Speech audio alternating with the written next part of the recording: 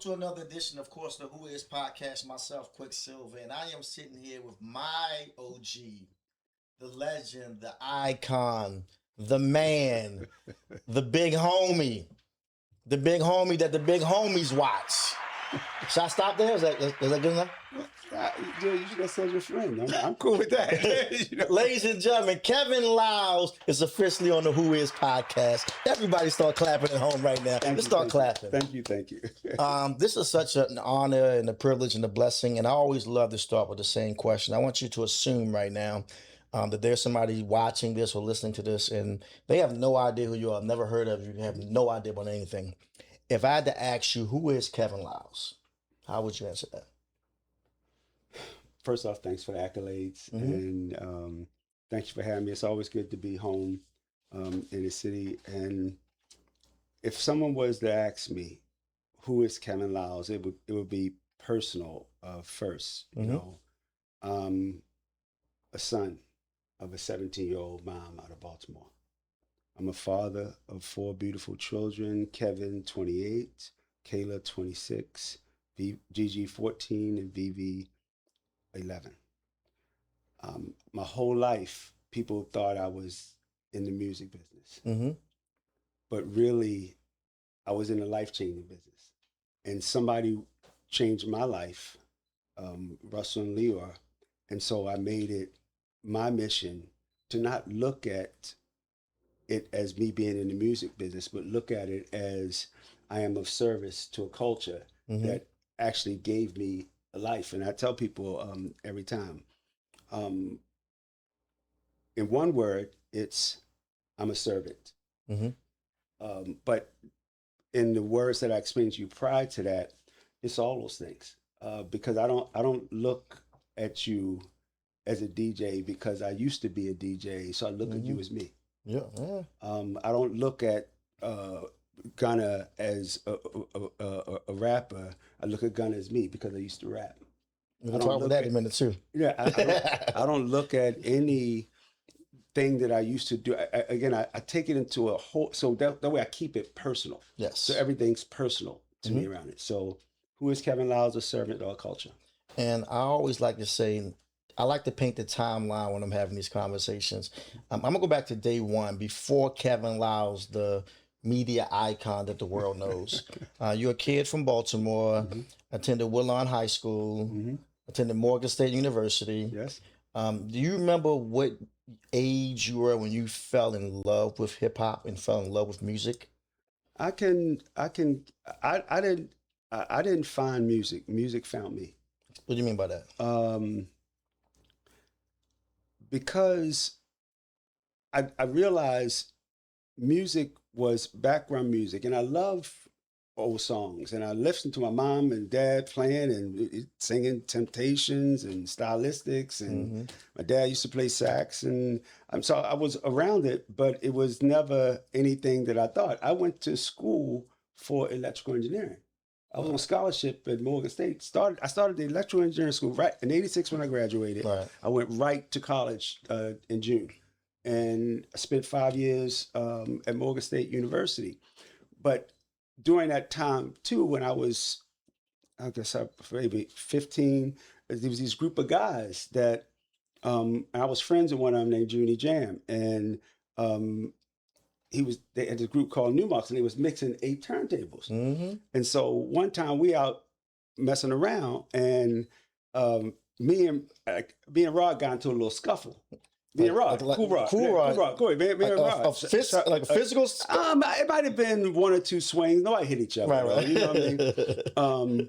And then Jam was like, yo, y'all should just rap, man. Y'all, like, you know, and then I heard Sucker MC. Run DMC. By Run DMC. And I lost my mind. I don't know what, and LL, and you got to realize, and so then it went out of the DJ thing, everybody wanted to rap. So you had We Rock Crew, you had Charm City Crew, you had all these guys, and the Newmark said, you know, yo, we need to rap. Kev, you gonna rap?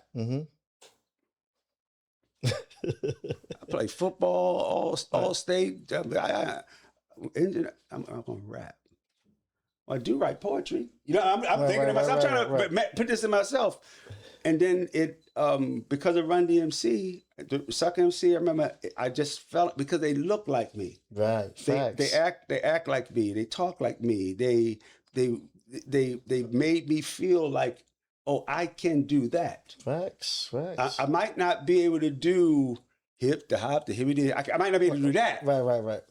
But 2 years ago, a friend of mine asked me to sing some MC Rock. I can do that. Right. And I read this So rhyme. we started to make records, and again, I always give shout out to New Marks because I didn't find them; they found me. I knew about them, Right, right. and so going from a DJ group to a rap group, we started to get known. So we battled in the We Rock crew, we battled in Charm City crew, and everybody talk about that. I had Spin on here, and he was talking about that We Rock crew versus New Marks was like, oh no, that it was legendary. Yeah, that was, and then we get on the radio at EBB and then V103, and we making records in the mixes. Mm-hmm. You know what I mean? So then we get called KMA Records. Kiss My Ass Records. That's a real record label. Real record label. Kiss My Ass Records. No, but the guy was Dino, the family mortician. I know exactly what you're talking about. Kiss My Ass Records. Kiss My Ass Records. And they wanted to put a record out on us. Now, so we put out this record called Bust It. You know what I mean? I'm going when you were little. No, you're fine. I'm going when you were little. I was probably 1 and 3. Yeah, I'm good. You were young. We put out a record called Bust It. And it worked. So then we started to open up for every act that came into Baltimore. So I'm opening up for Salt and Pepper. I'm opening up for LL Cool J. Todd, LL Cool J had a show at Rhythm Skate. I'm opening up for him. This was 83, 84. Man, now, I know you're old, Kev. It's okay. I love you. No, I'm not old. You wise. Okay. Damn. It's back in the early 80s. Gotcha. And people, start fighting and shooting and stuff like that. So we get Todd and we get him upstairs. It's Libby Heights and Gwinnett. That's our spot. Right. So, it's like, so we get upstairs and Todd was like, man, y'all wild down here in Baltimore. And then it goes from raw bass, Run D. I open up for everybody. If they came to DC, Philly, Baltimore, or Virginia, New Marks is there. We were the guys that opened up for them. So then somebody wanted us to make an album. Studio Records out of Oxon Hill, Maryland, said, we'll give y'all the best deal in the world. Here's $10,000. And y'all got to split it between all y'all. Yeah. Here's $10,000 to make an album. We don't know. Right. I'm really from Baltimore, man. We don't know. I'm thinking, you're going to pay me $10,000 to rap? It's a lot of money. That's a lot. To me, that's a lot of money. And we making like $5,000 a show or whatever every we go out. But again, it's 5 of us. You know what I mean? So we're going to the studio and we're making an album. So now we learning everything. Beatmaster Mo said, y'all put a studio in my house, and blah, blah, and I'm going to be the engineer, and I'm going to learn this, and then I'm learning how to the board and learn about the, back then it was the S950, what was the, forgot the other, the little gray beatbox thing. I forgot what it was called, but we started to learn about invest and about all these things. And then now we're able to tour outside of Baltimore. Of DMV. We're touring outside of the DMV. So I'm on tour with Levert and Rob Bass. Wow. We get calls to go to Germany, Australia, and Switzerland because we didn't even know our records were over there. You know what I mean? And we make a record called Rhyme So Deaf. Have you ever heard Rhyme So Deaf? Start getting more bookings. Start getting, somebody wants us to take us to LA. Somebody wants to do this. And these are some kids from Baltimore, by the way. Kids from Baltimore. We don't really know. And then a guy came to me and said, hey, I want to take you and Tony Braxton on a tour around the country. Wow. Now, this was because he wanted to introduce us to the world. You know what I mean? And Tony's from Baltimore. I'm from Baltimore, whatever. And that happened because the Braxtons needed a rapper on a record they did called Good Life. Dun, dun, dun, Oh dun, dun, yeah. dun, dun, dun, dun, dun, I dun, remember. And so I rapped solo on the Good Life record. You know what It's I so mean? funny that just imagine Kevin Liles as a rapper because like I look at you such as my OG, the business mogul. But the thing, this guy was actually like in a studio, like writing bars and hooks. No, I listen. The funny thing about it, I've always had the business side. I bought myself a briefcase when I was 16. And I used to carry it around, and although we had managers, I was the manager's manager. You know, inside I've the heard group. this You know story. what I mean? Yeah. So then we made an album, wrote a record. We had what was that record called? Whew, Rounds of Death.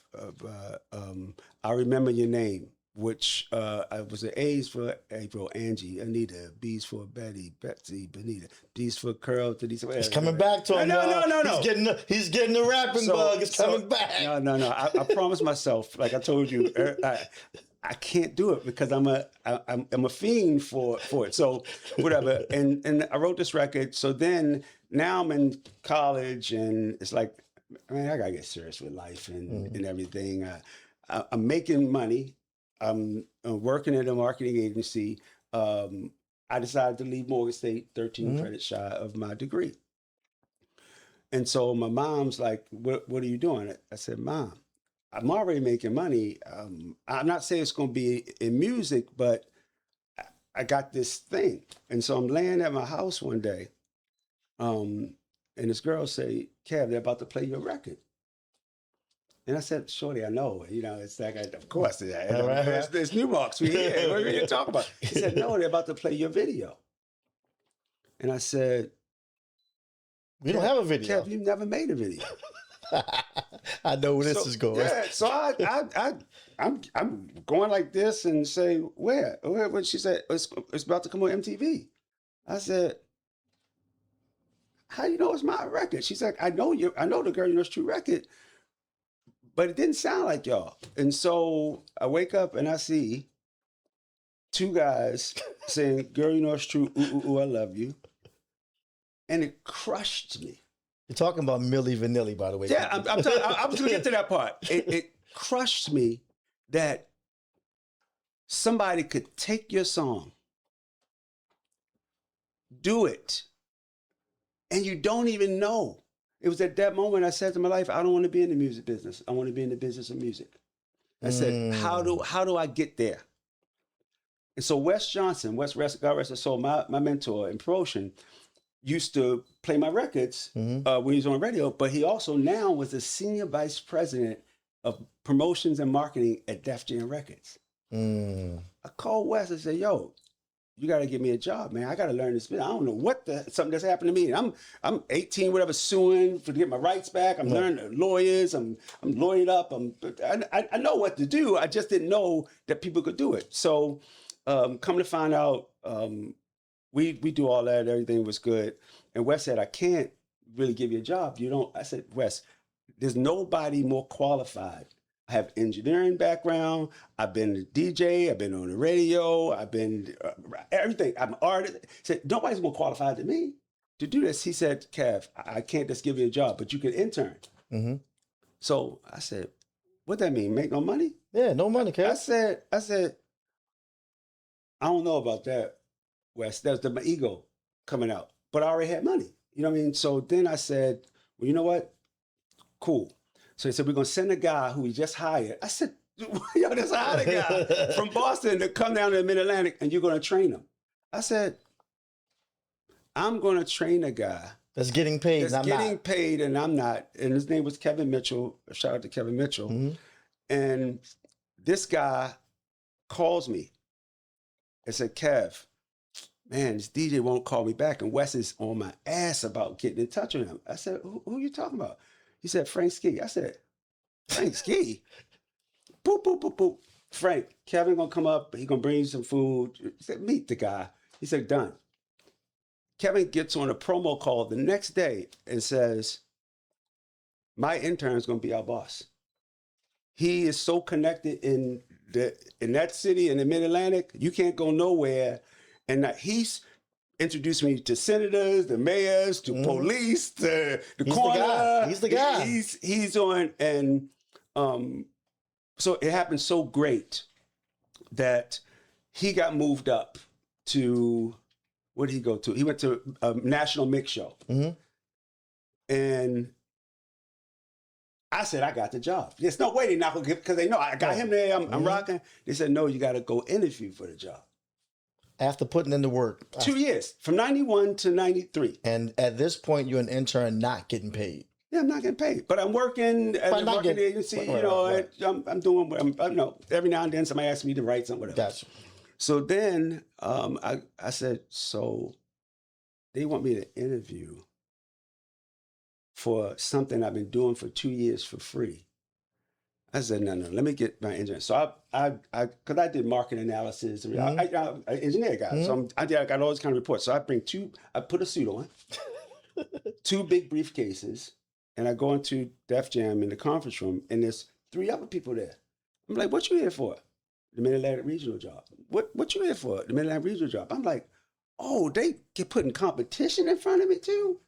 I said, cool. Bet. So I go in and I'm pulling out graphs and charts and reports, and I'm doing a Kevin Liles on steroids. Because there's no way I'm not getting this job. They said, thank you, we'll let you know. So I go back to doing what I'm doing, and 3 months later, they call and say, and it's Julie Greenwald, who was Wes's assistant at that time, who was the former chairman and CEO of Atlantic Records. So Julie calls me and says, Kevin, we love your presentation. We would love you to come and be the new Mid-Atlantic Regional for Def Jam. And she says, your pay is $30,000. This is way in the day. Now I'm making more money than that. Right. Pay us $30,000. And I said, I have to give you an answer now. She said, yes. I said, well, I think I can work with y'all for that. She said, no, you can work for us for that, and hung up the phone. These are all like ego crushers, because what I'm hearing, and like I said, I know you now, but you sound like back then, because of the Newmark success and because of the knowledge you've had of the music business, you already walked in the room feeling like I'm a boss. And it's kind of difficult when you know that you deserve to be a boss because you have the skill set, but people aren't treating you like that. They're kind of trying to humble you. No, I don't. I really look at it like I'm just a kid from Baltimore. I don't know. I know that what was in my mind was there's nobody that's gonna bring in this market that's better than me. But I have to make them believe that I'm better than anybody they would put into the market. And so that is what I did. I had to make them believe that when an artist came here, because I was an artist, I know how to treat an artist. It was nothing that, when they came to my market, we were on time. It got so bad. Mike Kaiser, another one of my guys, I know Mike from Atlantic, Mike said, Kev, I don't have a license.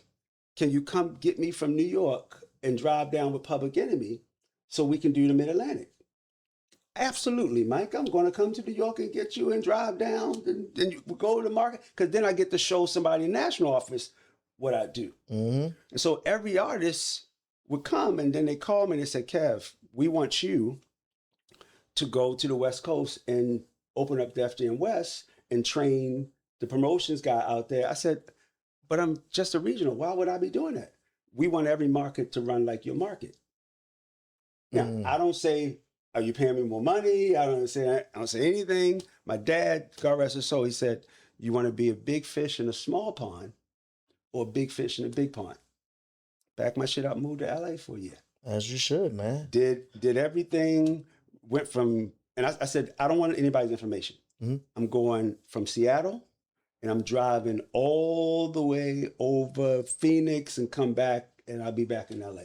So just so I'm clear, Kevin Liles, and once again, we just painting timelines here. From Newmarks, you start as an intern in Def Jam, and then from that intern, you go to the Mid Atlantic Regional mix show director, Mid Atlantic what? And you can find an article when they made me Mid Atlantic Regional. I didn't look at it as I was working for them. I looked at it. I'm Kevin Liles Industries. Def Jam will be part of my portfolio, but I'm not going to be what they are.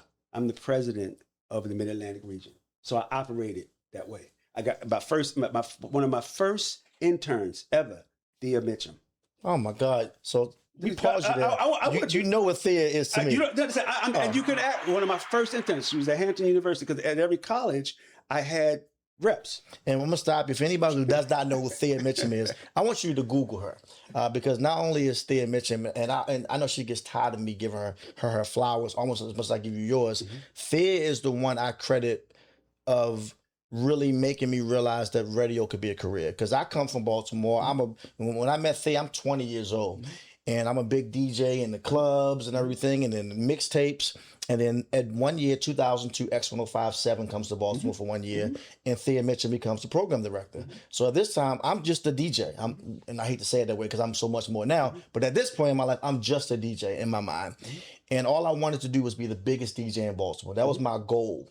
And Thea comes to Baltimore, and she comes to Hammer Jacks one Sunday, and she watches me host the mic, DJ, kind of like I learned from Frank Ski. And she's like, she said, "Quick, you need to come to my office Monday." So you got to imagine me hearing that from my program director. I'm like, oh shit, I'm fired. What did I do? But someone's like Kevin saying, "Quick, come see me Monday, we got to talk." I'm like, God damn, what the fuck did I do to Kevin? So when I walk in the office, she's like, "Quick, you need to be an on-air personality. You have too much personality to just be a DJ." And I remember saying to Thea, "What's the on-air personality?" She said, "You actually is the guy who talks on the radio and has the personality." And I said, "Nah, that's corny. I just want to be a DJ. I'm a party rocker." And she said, "Trust me, if you take the party rocker Quicksilva that you are, and you put in personality behind it and get your own show, it's going to change your life." And I said, "All right, well, train me." And she air checked me every day, and I was one of the first people she gave her own show to, which was Hot Boy Radio at the time. I know you remember, but I always say I credit Thea because she was the one who told me and made me believe in myself as far as radio. And then if you look at the history of Thea, she goes on to New York, to Breakfast Club, to Power 105, and now I always say she's the GOAT of this programming VPing thing. So when you say Thea Star as your intern, it's crazy because it's such a full circle moment because Kevin Liles has always been my OG, who I call for information on everything in the business. And then to meet Thea, who worked for you at one point, who groomed me to be who I am in radio, is crazy to me. Quick, you getting the truth. I love this. You getting who I is. You get who is Kevin Liles? Who is Kevin Liles? You getting the real story. And so Thea, and there was another kid named Delonte West. And I said his name because I'm gonna come back to him. And another girl, I think Lorraine in Virginia. And the reason I needed that because Virginia was a hotbed for talent. And so I would spend a lot of time there. And so, of course, Thea goes on, Delonte goes on, Lorraine goes on. And I'm now on the West Coast. They want me to stay there for like 6 more months. And so I'm cool. But I'm also like, yo, I remember I would be up at 8 o'clock, be in the office by 9. People coming in with out of surf suits and like they just came from surfing and golfing and all. And I'm like, yo, I was out there doing gang. I was out there, grinding. So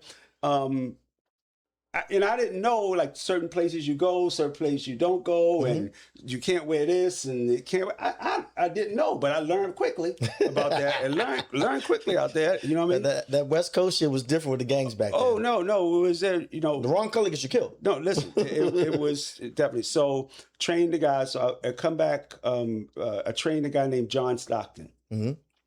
John went on to be one of the greatest regionals of Def Jam for the West Coast. I come back home. think I'm going back to Baltimore. So I'll be Mid-Atlantic Regional.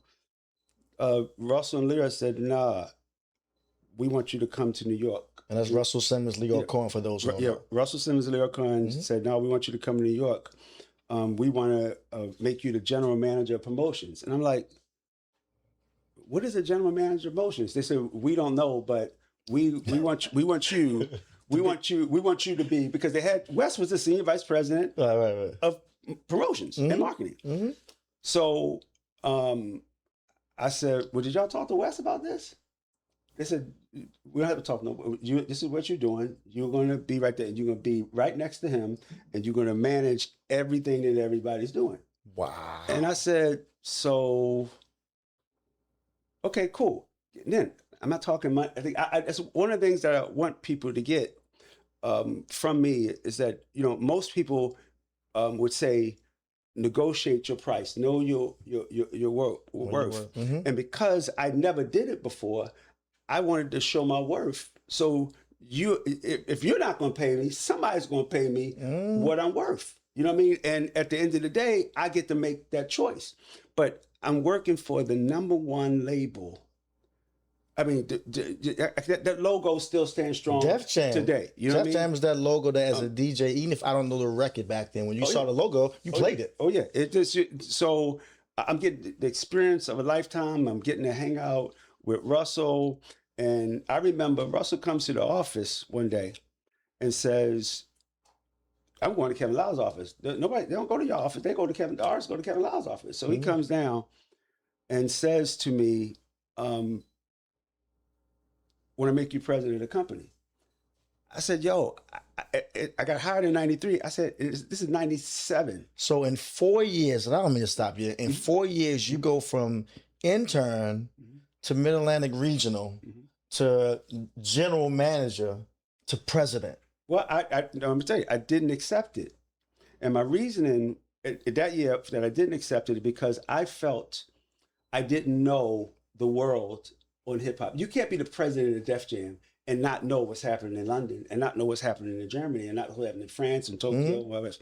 And so I wanted some time to understand the landscape around the world. And then I looked in the office and this one was this one's friend, this one was this one, and blah, blah, blah, this. And I remember one of my first acts, and I'm still general manager now, my first acts, I had a conversation with Lynn Russell and said, "So people can come in at 10, 11 o'clock, have the water cooler moment talking about last night, then they go out to lunch, and then they come back, and then they go home." I said, radio stations on 24 hours a day, 7 days a week. If an artist needs it, we got to be available. So office hours got to be from 9 o'clock until whenever you get off. So I was in the office first thing, and then I realized that I'm the only one. Lyra was there. So Lyra, you're not gonna beat me in the office. That was Leo's mentality, yours. No, it was my mentality.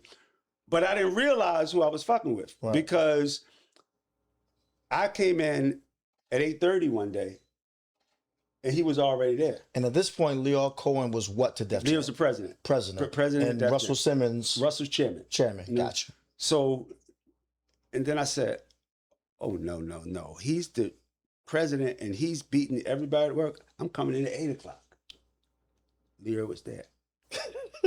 Now I don't know. And so so he pulled me up. He said, "Listen, you're not going to win. You're not this dude not going." So, but it shows me that you're committed to it. And so, you know, the Russell had a conversation with you about it. I said, "Yeah, but I'm not ready." He said, "You know, you're gonna have to be ready because we think it's the best thing for the company." I said, "Let me go pray on it. Let me put it." Now, I want you to realize all along from when Russell said that to me, I was already president. I was acting like it. I was Mm-hmm. walking like I was talking like I was going around and learning like it, observing like it, Yes. because I knew. And I remember Eric Sermon from EPMD said, we all want to duplicate you and have you take us into the marketplace because you know exactly. And we told Russell, and so I realized it wasn't even the employees.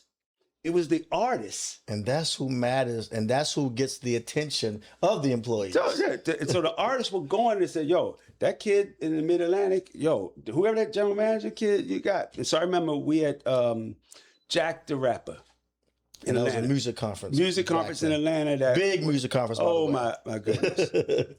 So Russell takes off his Def Jam jacket and say, you are now the president of the company. You have no choice. And this is at Jack the Rapper. At Jack. Give that a round of At Jack applause, the ladies Rapper. and gentlemen. At Jack That's the a Rapper. big deal. No, man. at Jack the Rapper. And I said, so I don't have a say in anything. He said, no. And I remember from that point on, him and Lear called me, Kevin's our partner. They never treated me any other way. Mm-hmm. I remember, to run story back, something that happened here, when I was in Mid-Atlantic Regional, I said, yo, we got Def Comedy Jam. I want to do Def College Jam. And so I had Redman, Method Man, Onyx, EPMD, Boss I ain't heard that name in a while. on a college tour. Mm-hmm. Put everybody on one. Listen, put everybody on one bus. No. I did some Motown shit. You know, Mhm. I put everybody on one bus. I said we gonna get along. Had one DJ was DJ Enough and Big Cap. Two Rest guys in peace from to me. Big Cap too. Yeah, That's rest the in peace, homie. Big Cap. Shout out to Enough. Mhm. Shout out to Enough. And we went around, and the next stop was DC. Howard's Homecoming. You know Bison, Howard's Homecoming. which is a big deal for those watching.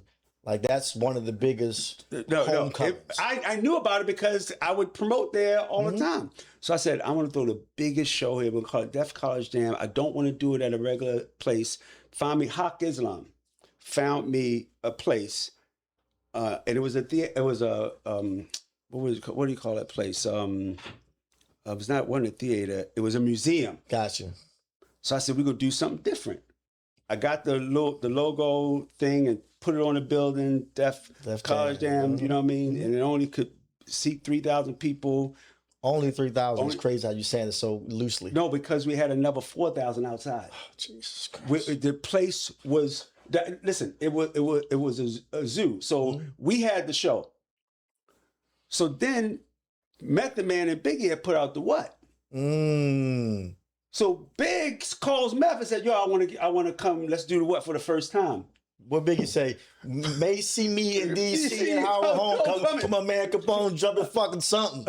Listen, He said this in his lyrics. I'm giving you the true story. So then they performing the what? Onyx performed Slam. Don't And the tear next it up. thing, Don't tear it up. Let the boys be boys. I'm sorry. I just had a flashback moment. No. That museum turned into the tunnel. Oh my God. If you've never been in New York tunnel, it was the party of all parties for hip hop. So we got sued by the museum. Why'd you get sued by the museum, Kevin Liles? We tore it down. What are you talking about? We tore it down. Literally. So I get called to the office. Like you said, when somebody say call you to the office, I'm like, what I did now? What? Well, you got sued. We got sued. And Lear said, let me get Russell on the phone. This is bad. We got sued for $300,000. And the party. That's a lot of money. Yeah, back then. It's a lot of money now, but back then it's really a lot of money. And so Russell says, Tony said, was it hot? Was it the place to be? Is that your Russell accent? Yeah. And Lear was like, wait a minute. We're talking serious now. No, and Russ was like, no, we're talking hot. We're talking, was it where everybody needs to be?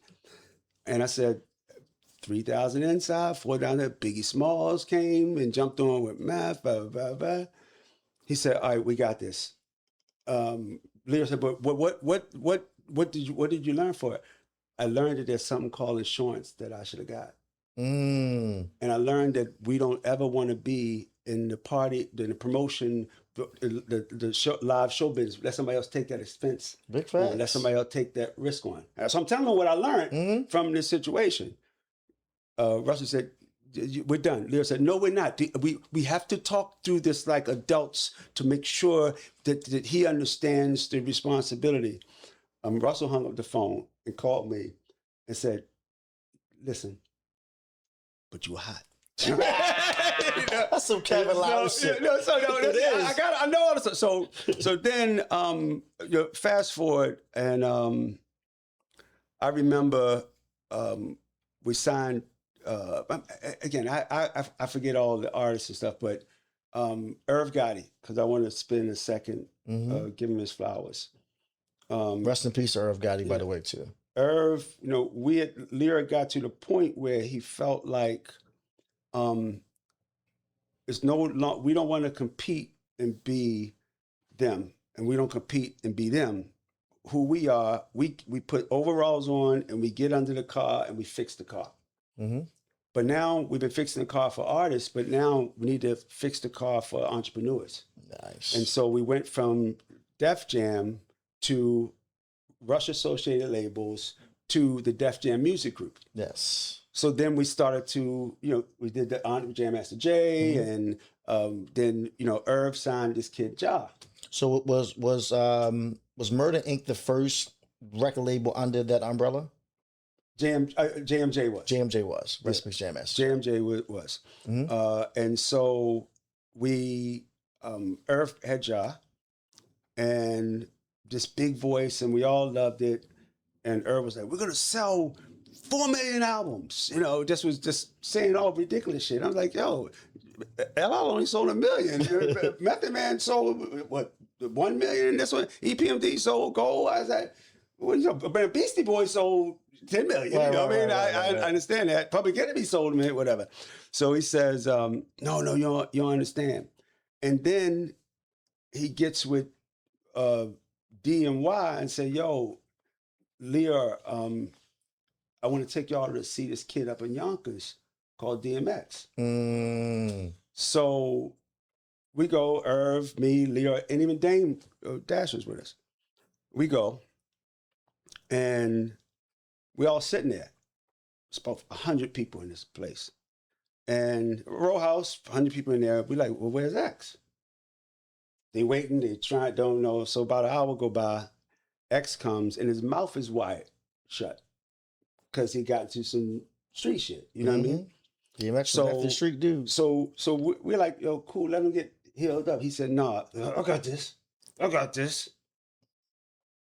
And started sweating, rapping. I'm like, so Lear was like, "I'm shaking. Shh, don't say nothing. Let's just act like it's okay." So I look at him like, when we leave, boom, boom, boom, boom, boom, bam, sign. It's like it happened overnight. I wasn't A&R. Overnight, they got this deal done with D&Y and Rough Riders. And Irv had Ja. Irv was producing the album. And so it was at that moment that I knew I had to be super hands-on and build a real infrastructure that could handle a JMJ, that could handle a Rockefeller, that soon can handle a Murder Inc. Because Irv was so on fire with Ja, Ashanti, did the DMX thing. And DMX was with Rough Riders, though. DMX was with Rough Riders. He never was actually signed to her. No. Gotcha. But Irv was an A&R originally. Gotcha. So he was signed as an A&R. So then this kid brings us Ja, brings us X. Then he brings Ashanti. So Murder Inc. is on fire. You can't. And Jay and Damon and them, we did. I knew him for a long time, and they had called Irv and said, "Yo, how are y'all records playing on the radio? We can't get on the radio. Irv said, call Kevin Liles. Mm-hmm. You need to go see Kevin Liles. And at this point, their single was, I believe, "Ain't No Nigga." No. The single was I'm feeling it, feeling the best. But I thought "Ain't No Nigga" came out before "Feeling It." I'm almost positive. Look at the time. I don't know the time, but how was this? Right. What was the first record before I Feeling It? So I want to say "Ain't No Nigga" was the one that they worked to try to get. I know "Feeling It" was the definitely was. Okay, so let me give you the story. So well, you know more than me. There was a record that they couldn't get on the radio in New York. It wasn't "Ain't No." If it wasn't "Feeling It," had it wasn't because "Ain't No" Can't Knock the Hustle. Can't knock the hustle. Can't knock the hustle. Okay. Can't knock the hustle. Featuring Mary J. Yeah, so they couldn't get the record, whatever. So Dame, J, and Biggs come to the office. And I say, yo, Irv said y'all, having some things ready. I said, yo, Wes, call the station and have them play the record while they're in the meeting with me. And tell me when it's going to come on. So Wes knocked on the door. The record's about to come on. I turn the radio up. So this is what y'all were trying to do? Stunting 101. No, it's not. It is stunting. No, what I wanted to show them is that what y'all have done is great, but if you partner with us, and so I say, yo, y'all really should sign with us. Jay said, we Rockefeller. I don't do that, but here's a paper bag of money. I was ready to go to this because the myth was Jay-Z walked into the office with a paper bag of money.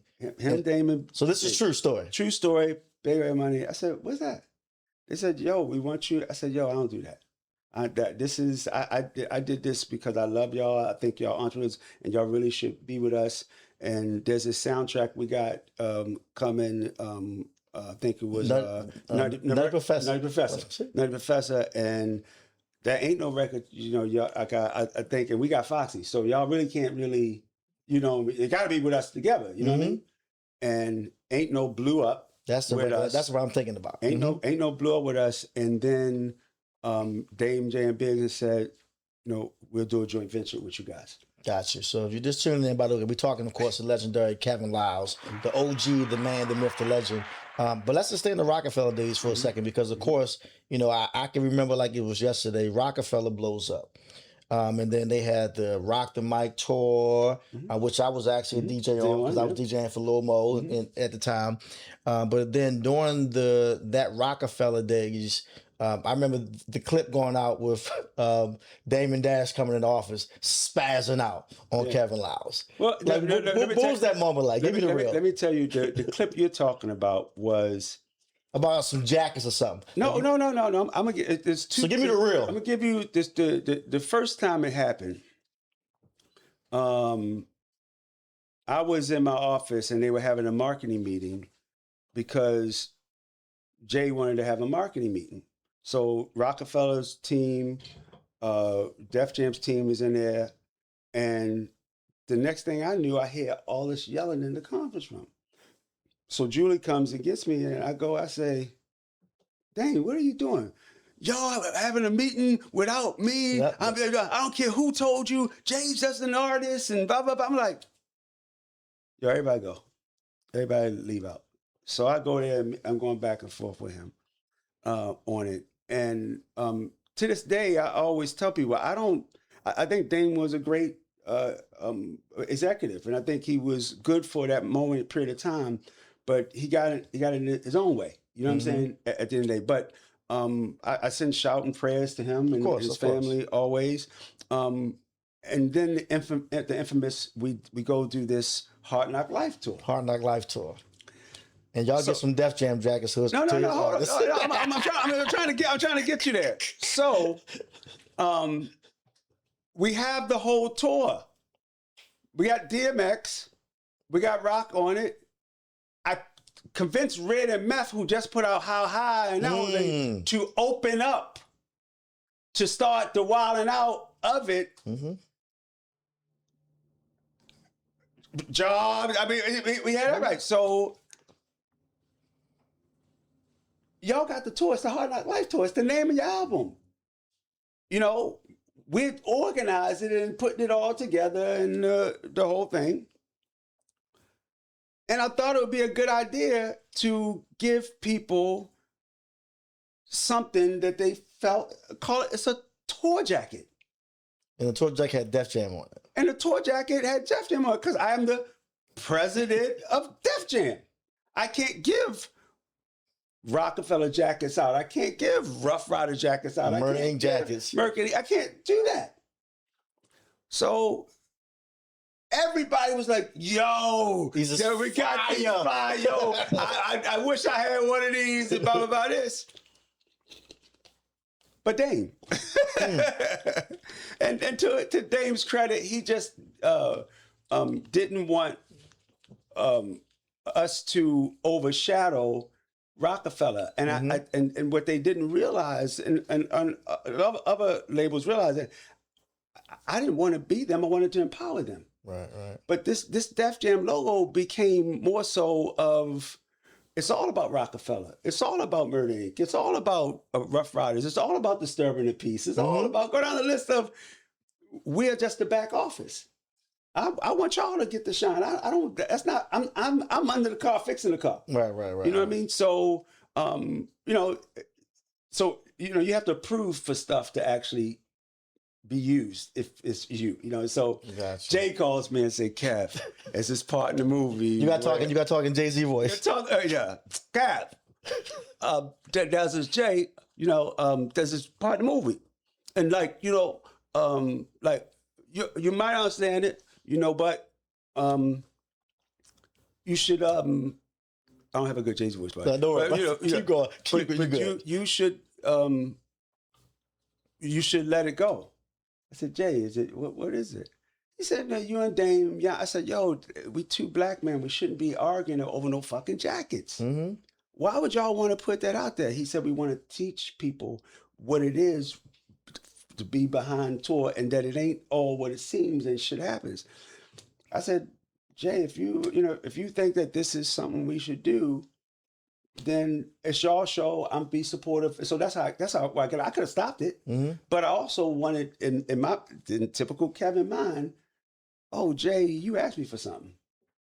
So Jay-Z asked you for the Def Jam jackets. No, he asked me to allow that clip. Gotcha. All that clip to go out. Got you. The clip to go out. You know what I mean? And I don't regret it any bit. Now, did I get calls from my crew? Yo, we ain't doing that. Yo, I'm gonna tell you the rumor mill was after he cussed you out about the Def Jam jackets, he took all the jackets, threw them in your face, smacked you up a few times, and was like, Kev, don't do that shit again. That's not true. Quick. I wouldn't have been the president of Def Jam. That's not even. I don't even know how that could even. It's a joke. It's a joke. You've been punked. Okay, cool. Right. That definitely did happen. People know. I mean, I don't get that. Right. So my crew was like, "Yo, what? No, we don't do that, Kev. No. We would definitely protect Kevin Liles. We got to see. I said, no, guys, we're not doing none of that. It's all good. It's just we're gonna walk. We're gonna work through it because it's not. I did it to be vulnerable. I did it to show people that it's never about me always looking good. It's never about me always looking bad. It's about me being where I need to be and having the conversations that I need to have. That's why you don't hear Dame badmouth me. Never. He really have no reason to. You don't hear people because I'm always going to be fair. And if we have a disagreement, we're going to sit and talk about it as men and work through it. Now, when we continue to work together is up for grabs or not. But I don't, whatever. So the jacket thing was a learning experience for that. But it also said to me, guys, let's be very sensitive when we put the Def Jam logo. Let's be very sensitive when we talk about Def Jam. Let's be respectful and make sure that the artist comes first, the label comes second, and we come third. So, speaking of Def Jam, can you remember Now I know it's gonna be difficult because you were responsible for so many artists, but once again, I'm just painting the picture for somebody watching Mhm. who don't even know like really who Kevin Liles is. Mhm.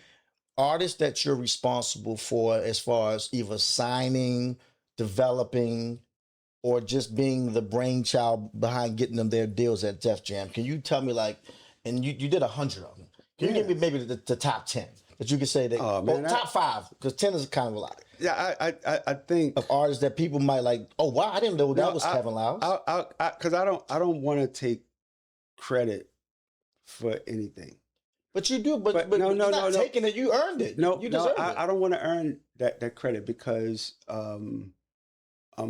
no artist could get signed without being Leor, having a conversation with them, Mm-hmm. their family, going to see the mother, father if they didn't have it, the cousin, the uncle, whoever. So we were involved from day one of anything. With everybody. This is, but there is a moment in time that you started to see my name as executive producer on things. You know what I mean? Mm-hmm. Because Julie, so it's funny. She was so crazy. Why are you in the art drawing board? It was our art place. She said, Julie, I had a record company. I know about art. She said, you don't do art, you do promotion. I said, okay. Why are you talking? Then the A&R kid was like, why are you talking to artists about A&R? You don't do A&R, you do promotion. I said, but y'all know I sold more records than all y'all. Mm-hmm. At 17. I said, I don't know. I said, but cool. But remember, I had the artists. Mm-hmm. So the artists would say, Kev, come to the studio. Kev, I'm gonna pick you up. We're gonna ride. Listen. So then this one particular moment happened. They yelling at one of my guys, and one of the A&R guys. Now I'm the president. Mm-hmm. They yelling Big at one of boss. the A&R guys. Yo, where's Redman's album? Where's Redman's album? You know, why can't y'all get Redman's album? And so Lear was like, fuck it, I got to go get the fucking. I said, Lear, I got the album. Reggie just told me not to let y'all know I got the album, Mm-hmm. but I got the album. And I can call him and say, yo, it's go time. And, you know, but that, you ought to let me know y'all want to do that. Why would you have the fucking album and nobody, and they talking, and I'm yelling at people. I said, because I've been told that's not my job. He said, Wow. you're the president of the company. So he calls everybody and said, whatever Kevin says goes. That was a moment of confidence, a moment of clarity, because people didn't really have. They didn't know what your position was and They didn't have clarity. what your day to day was. Right, and so it was everything. So it was at that. You know, again, I was already the president in my mind when I was the president of the Mid Atlantic region. I took you got to take ownership in everything you do. Mm-hmm. You don't work for you. It's part of your portfolio that you putting in. So Def Jam was that with me, and I remember that day vividly. You know, people got upset and people crying because then they knew this shit gonna change Right. real around. I gotta answer this guy. No, this gonna change real. And that was a funny story. Somebody didn't like it. I went around to everybody's office and put a note. As the president of the company, what makes me feel I have to come in here before 9 o'clock and you can come in after me? I put this on everybody's door. That's heavy though, man. I got a clap for that. That's so heavy though. No, it was a real true story. So one of the girls didn't like it and came to my office and threw all the shit off my desk. Came in the office and threw everything off my desk. And said, I'm calling Russell. Blah, blah, blah, blah, blah. You don't put no note on my door. And I said, no, I'm going to call him for you. Yo, I think everybody should come in at a certain time. When they don't, I leave a note. I don't yell. I don't do anything. But we got to get this straight because everything's off my desk. This person wanted to call you. They're on speaker right now. Fuck this. Blah, blah, blah, blah, blah, blah, blah, blah, blah, blah, blah, blah. Rose said, ho. You said, what? That's my president. You're fired. So moving forward, I'm putting notes on everybody's door. If I get here before you, you're fine. Why am I here first? Why am I the first one to get here and the last one to leave? You don't have the right people around you. Yeah. If you don't have people around you that understand the mission and understand their position in the mission, their position is to be 1st. Mm-hmm. It's no way. So I changed the whole culture. Everybody was in, and nobody didn't leave until late. We said, if you stay in after 9 o'clock, got to be there at 9. And if you're here after 9, I'll make sure you get a car home on the company. You know what I mean? So people were staying. Absolutely. But what I was building was collaboration, camaraderie, friendship outside of work. Hey, let's go eat together. We're here. Oh, let's go see the show together. And so it was all my engineering brain and engineer. I put the whole thing. So I had people thought we were a cult. You know what I mean? You were. Def Jam was a cult. Like, don't say were. Thought you were. Like, y'all were really a cult. No. Y'all were a gang, a legal gang, but y'all were like a movement. The Def Jam brand was a culture movement. It's all about every assistant, every security person, every marketing person, promotion, and you got to give credit to the artist. But when I started to hire people, I didn't hire them just off of relationships. Mm-hmm. I got the former president of Morgan Stanley's assistant. Mm-hmm. She was out of work. I said, "You come work because you're going to teach these girls how to dress and come in and get, little girl." Mm-hmm. And I started to hire different kinds of people because you can't have the same kind of people. You know what I mean? Big facts. Company started to change, and we went on a run of life. And when I say Def Jam, the Def Jam run, and it's still running now today, but like that 90s, 2000s Def Jam, it was Def Jam than everybody else. And that's not me throwing shade at any other labels. There were other labels doing well with other artists, but it wasn't Def Jam. I'm going to tell you a moment that sticks in my head, and you'll remember this. I remember the Impact Music Convention. So, of course, in the Impact Music Convention, every label wanted to have a party. But the Def Jam party, shout out to you. Who was that? Rob Love was there at the time. Yeah. I can't remember all of that. Thomas Littell. Mike Kaiser. If anybody's watching this, is old enough to remember the late 90s when the Impact Convention, and if y'all don't, that's the Impact Convention, was a convention for all the DJs, radio personalities, and artists. This is where all the new artists got discovered. You, as a label, you broke your new artists at the Impact Convention. Def Jam, and this guy here will have parties that were unreal. Some of the stuff we're not going to talk about on the podcast. We'll just keep it moving. You can put one and one together. But what I'm telling you, like the Def Jam parties, it was epic because y'all made sure the artists supported. When you walk in a Def Jam party, LL was there, Meth and Redman was there. I mean, everybody. Slick Rick, Eric Sermon was there. Busta Rhymes was there because that's the Violator Day. Everybody was at the Def Jam party. Everybody, because I realized something based on the Def College Jam show at Howard. The reason why it got so crazy because it was just a show. It wasn't an experience. So at Impact, I had the experience. Remember, we had the cages. We had people.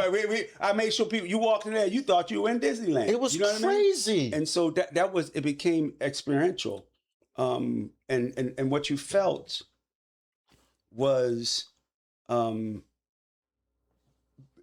me looking at what will, because we got the artists that can't do it themselves. What is our value proposition as a label? And so I would come up with quirky things to do. Like I said, Jay and I was talking. I said, "Yo, we're about to do the best of both worlds, but Johnny Cochran is the hot guy right now. We should have a press conference and have Johnny Cochran look at you and have you guys and So I had a big press conference. Had Johnny Cochran. Remember when Jay did Madison Square Garden? We had and now the next I called Warren Buffett. But it was about those little nuances that we would have for experiences. Then we started to translate it into videos, Montel Jordan on the golf course doing something for the honeys. You know, Oh. so we started to pull people in the different ways, and shout out to all the creative people that were around us. But it became experiential, and I'll tell you another event that when Soul Train was happening, we used to have the mansion parties. And we would put a dance floor on the. I was so blessed to be around these days. Oh, I'm blessed. Like any DJs watching this, like y'all miss when the music business was. I mean, it's fun now, but it was fun back then. It was a lot of money being made and a lot of money being spent back then. It's still. Listen, it's still a lot of money being made. It's less money was spent developing artists because everybody's following the algorithm right now. But I just want you to know that you asked me about the important signing personally. With the Red Band thing, I didn't sign them, but me having that album that nobody else had, I was ready to let people really know, like, guys, I really know how to sign talent. I know. And so there was this record called "What's Your Fantasy" jumping in Atlanta. And if everybody knows, it was Ludacris was Chris Lover. Chris Lover. A radio personality, by the way, people. A radio personality. And his manager was Shaka Zulu. Yeah. And so Shaka used to work at a college radio station or one of those radio stations down there. And they had changes. And so Shaka was like, yo, Kev, if you got something for me, let me know. I said, yo, I need a national mixer person. You know everybody. Won't you come up and rock out? Shanita's moving over to marketing. You come and so lo and behold, people talking about this What's Your Fantasy record? I say, Shaka, what's this record that people tell me that Chris got out called What's Your Fantasy? He said, Kev, we rocking. I said, you working for me? What you mean we rocking? I'm trying to figure out what is going on. He said, Kev. I said, yo, I'm an entrepreneur. I get it. Whatever. 5,000, 7,000. I said, yo, no, but I got to get that. I don't know.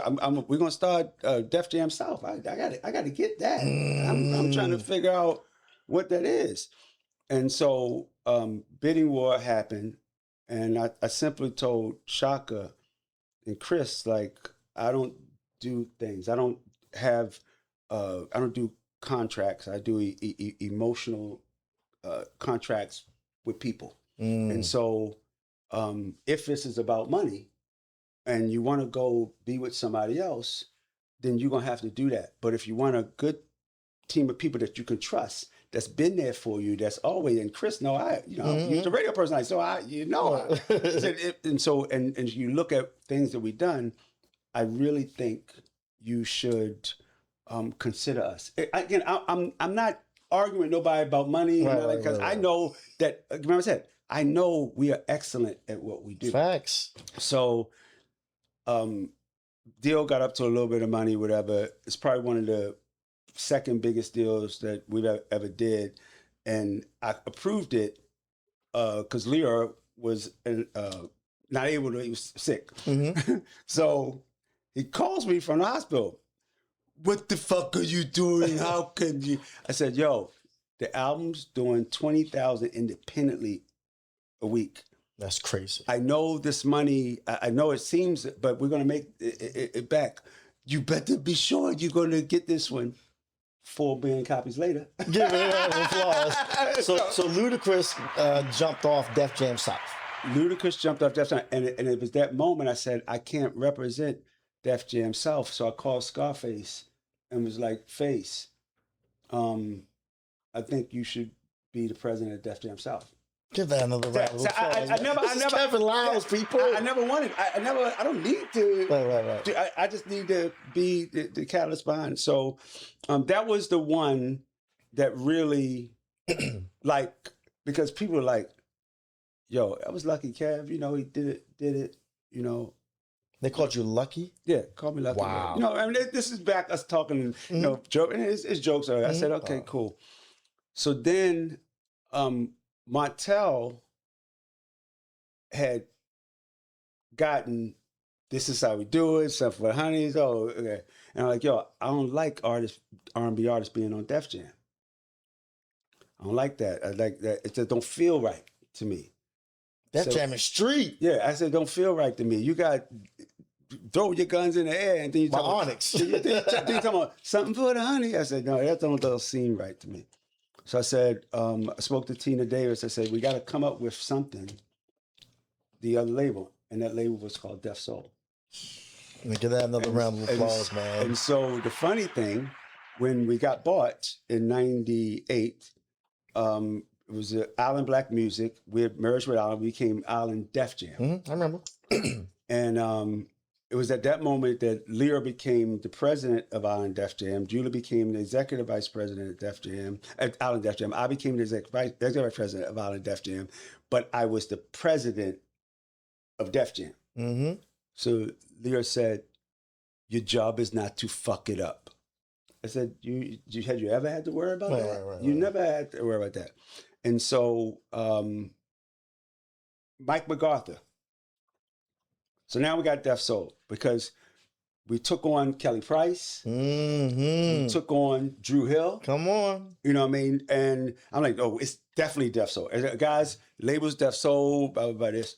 So Mike MacArthur, he's a promo guy. Now, again, the mentality is, for me, you are not your position.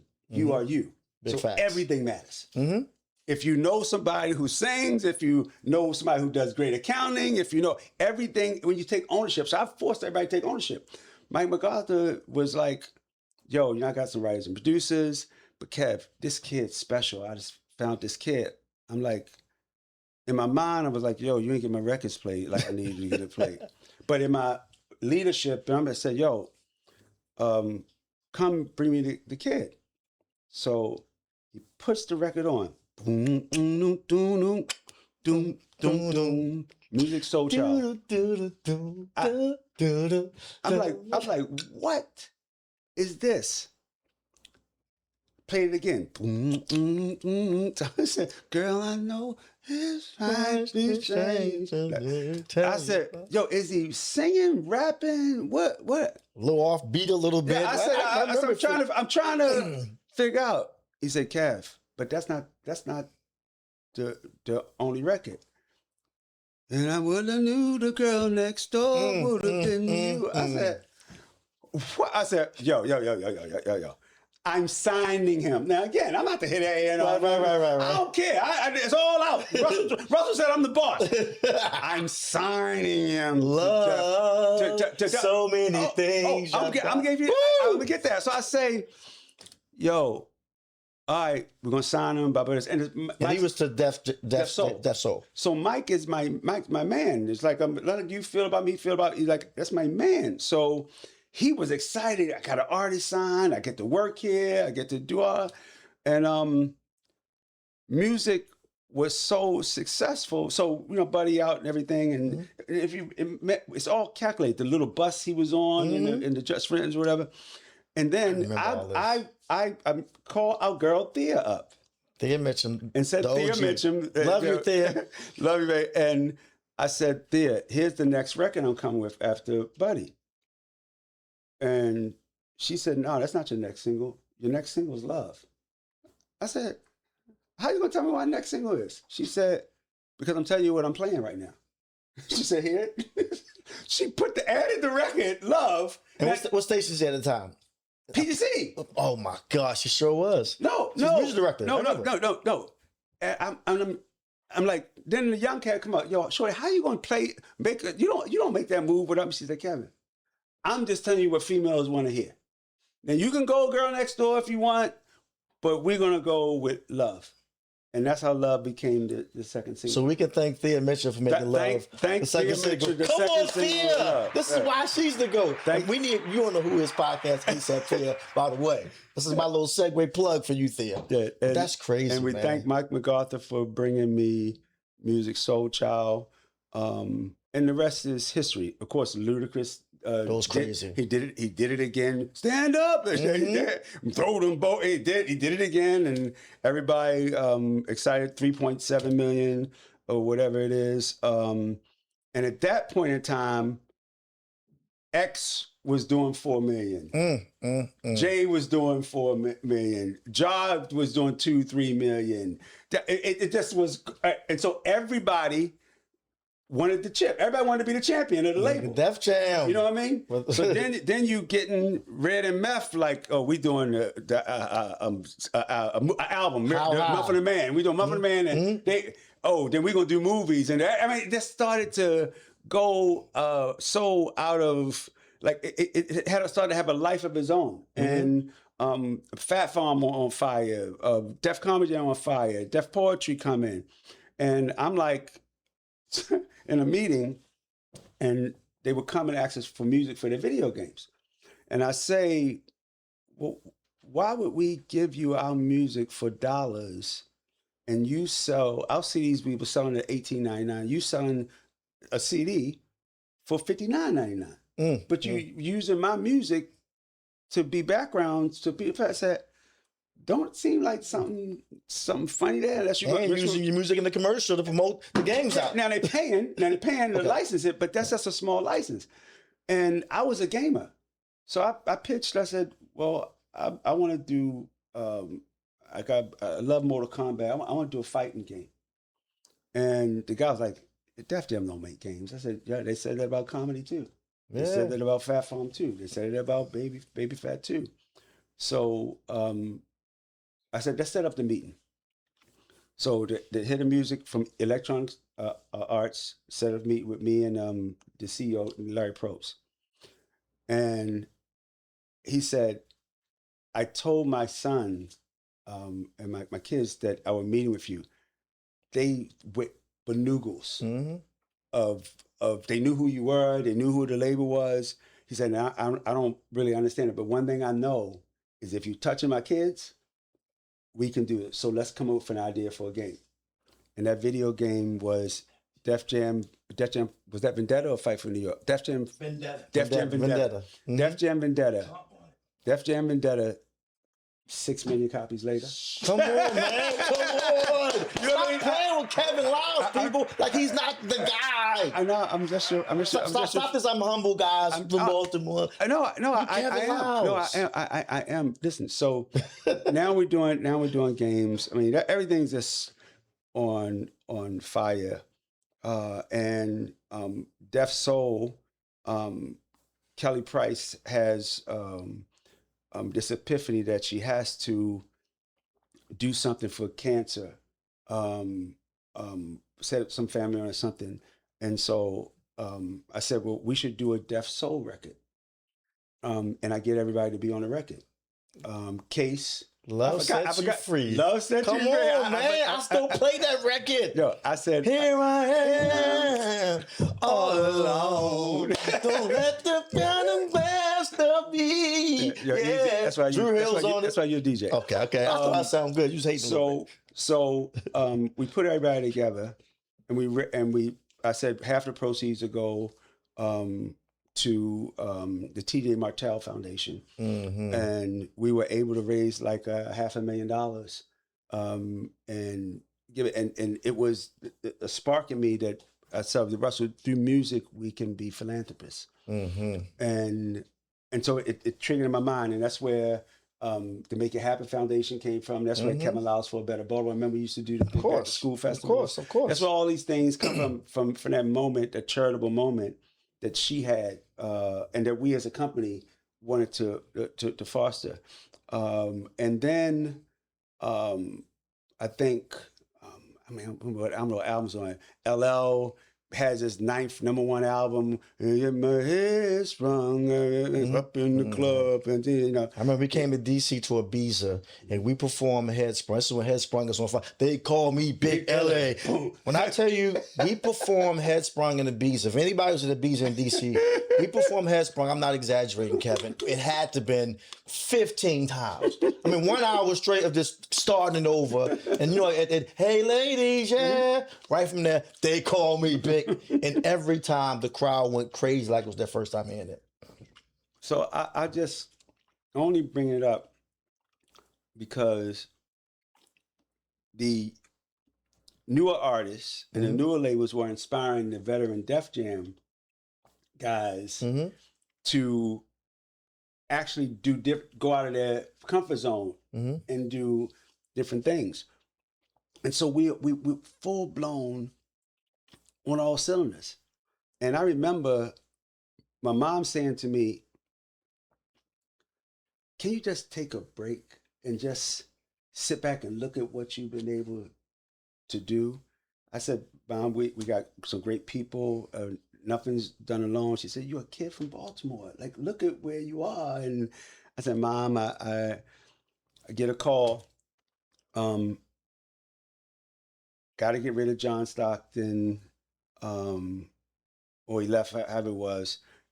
But we need you to go train. Now I'm the president now. Mm-hmm. We need you to go train the new guy out there."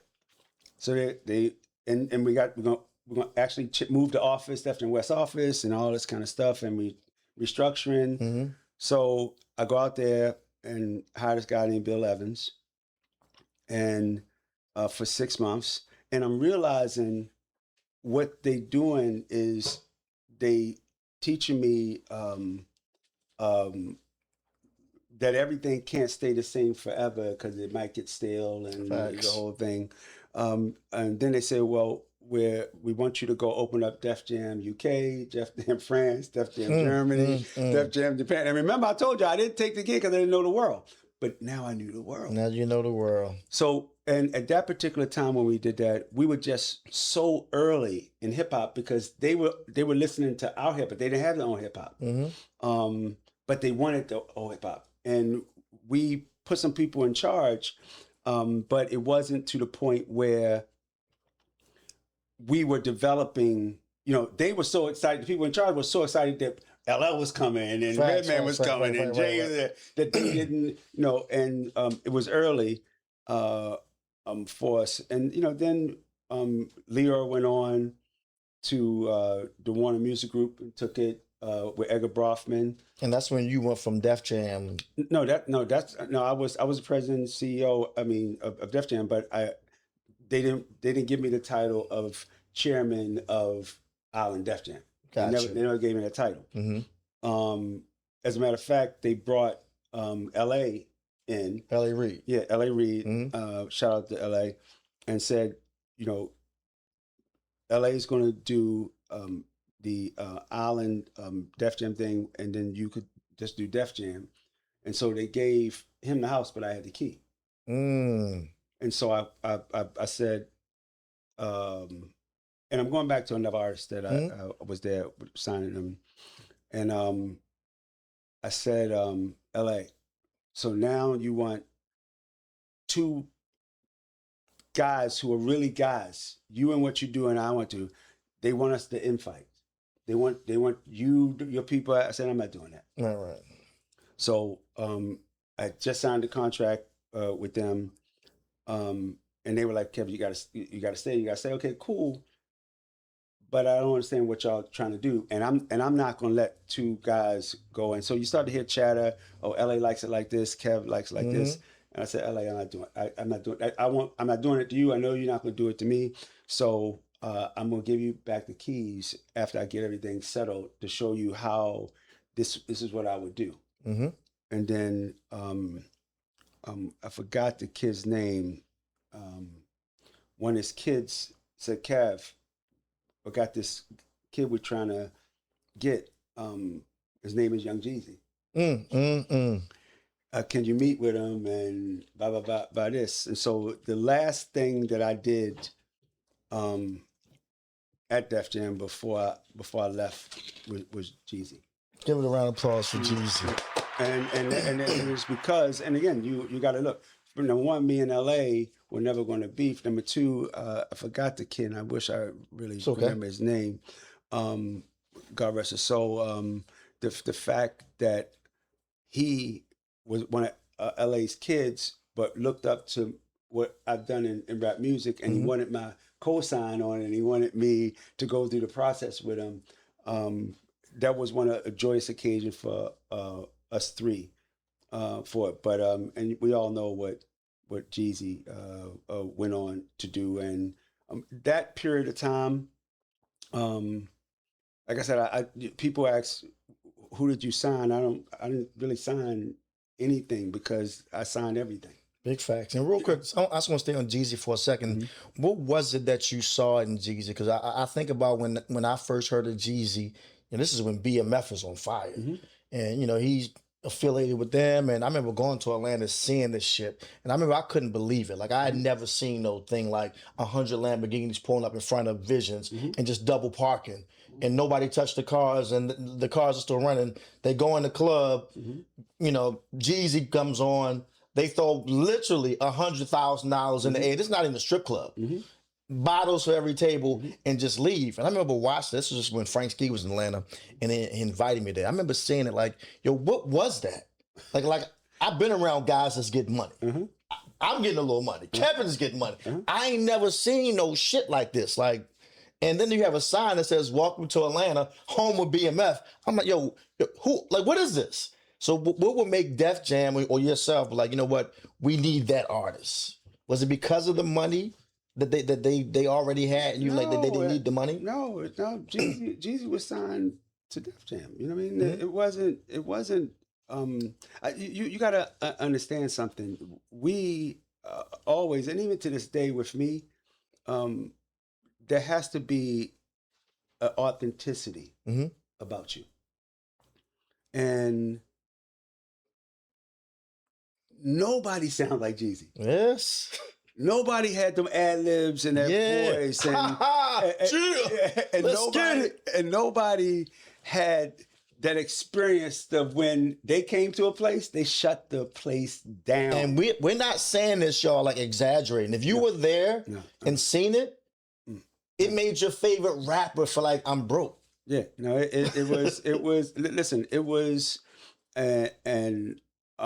so it wasn't because of that. It was strictly because Jeezy was unique.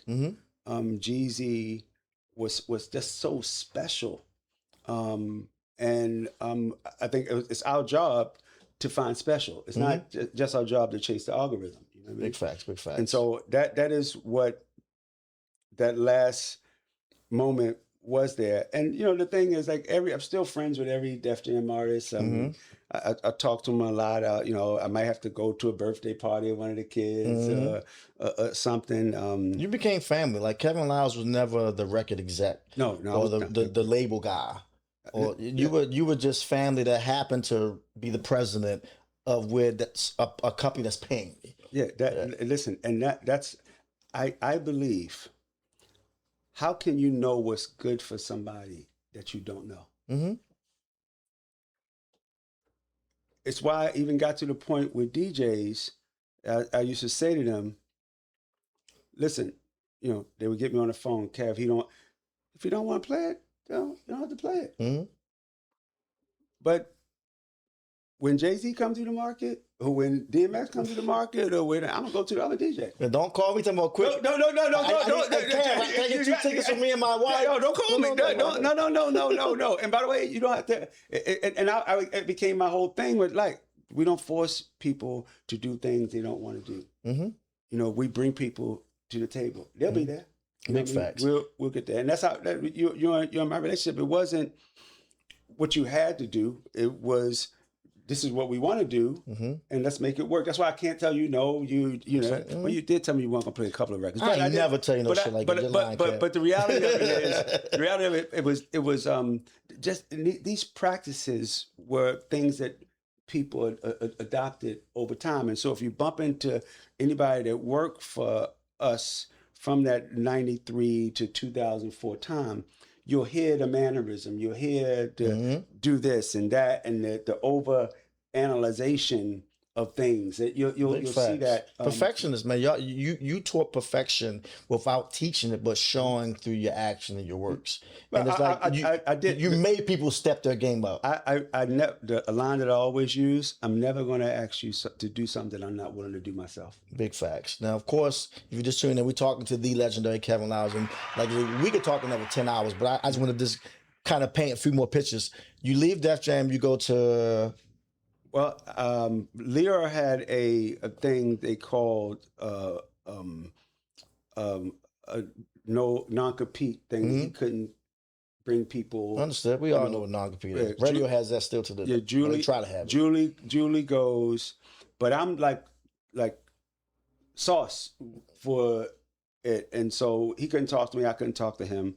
So I get a call. Now at this point in time, I do this thing like I walk a lot and I sit by trees and I think about next phase, what I'm gonna do. And it was at that time I said, well, God, maybe you want me to do something else. I'm getting calls from every label, come Hmm. here, and I'm like, y'all not gonna understand me Hmm. because I'm gonna be I want to do what I want to do because I'm coming from a place that I know from the culture. Hmm. So Edgar Brothman calls me, and remember they told you they made up some position at Def Jam called General Manager Promotions. Hmm. So Edgar calls me and says, Kevin, I want you to come here and be my troubleshooter. I want to make you the executive vice president of the Warner Music Group. I said, what the fuck is that? Go around and make the company better. That's what I want you to do. I want you all around the world and make the company better. So they created a position um, there, and I did it for 5 years. And it was at that particular time where I started to feel like I wanted to be close to the art again because I was in board meetings. Right, And I right, would come out every now and then and right. But touch an you became artist. corporate care for a minute. I became, but again, I already had the skill set. You know what I mean? Hmm. But and I remember one of my board members say, um, we are so. You might be amazed by how we look at things, but we are so enamored how you build things. And what artists were at Warner Music at that time? Well, I think Missy was coming and coming, off at that time. But it was very Ti just got early. Hmm. Ted just got signed. Hmm. I think. I mean, because we restructured everything, so Gotcha, gotcha. we got rid of some labels. Then we just said Warner Brothers, and we had Atlantic, and Julie and Craig were there, and then Tom Wally and the other guy was there. Gotcha. So we big. The company was big. You know what I mean? I mean, it was humongous. Big in rock, big in country. Hmm.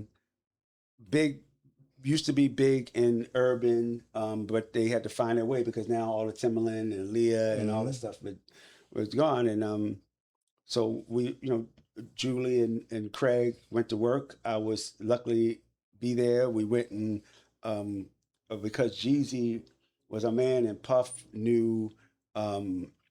Forgot the crew, the boys.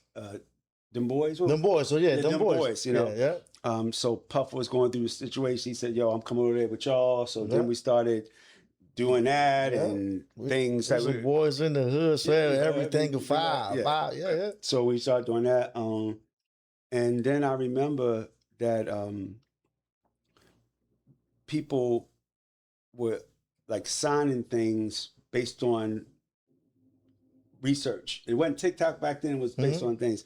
And I'm like, yo, that's not good for the logo. But what I didn't realize, they wasn't signing for the logo. Mm. You know what I mean? So I said, I was like, oof, I don't know, and then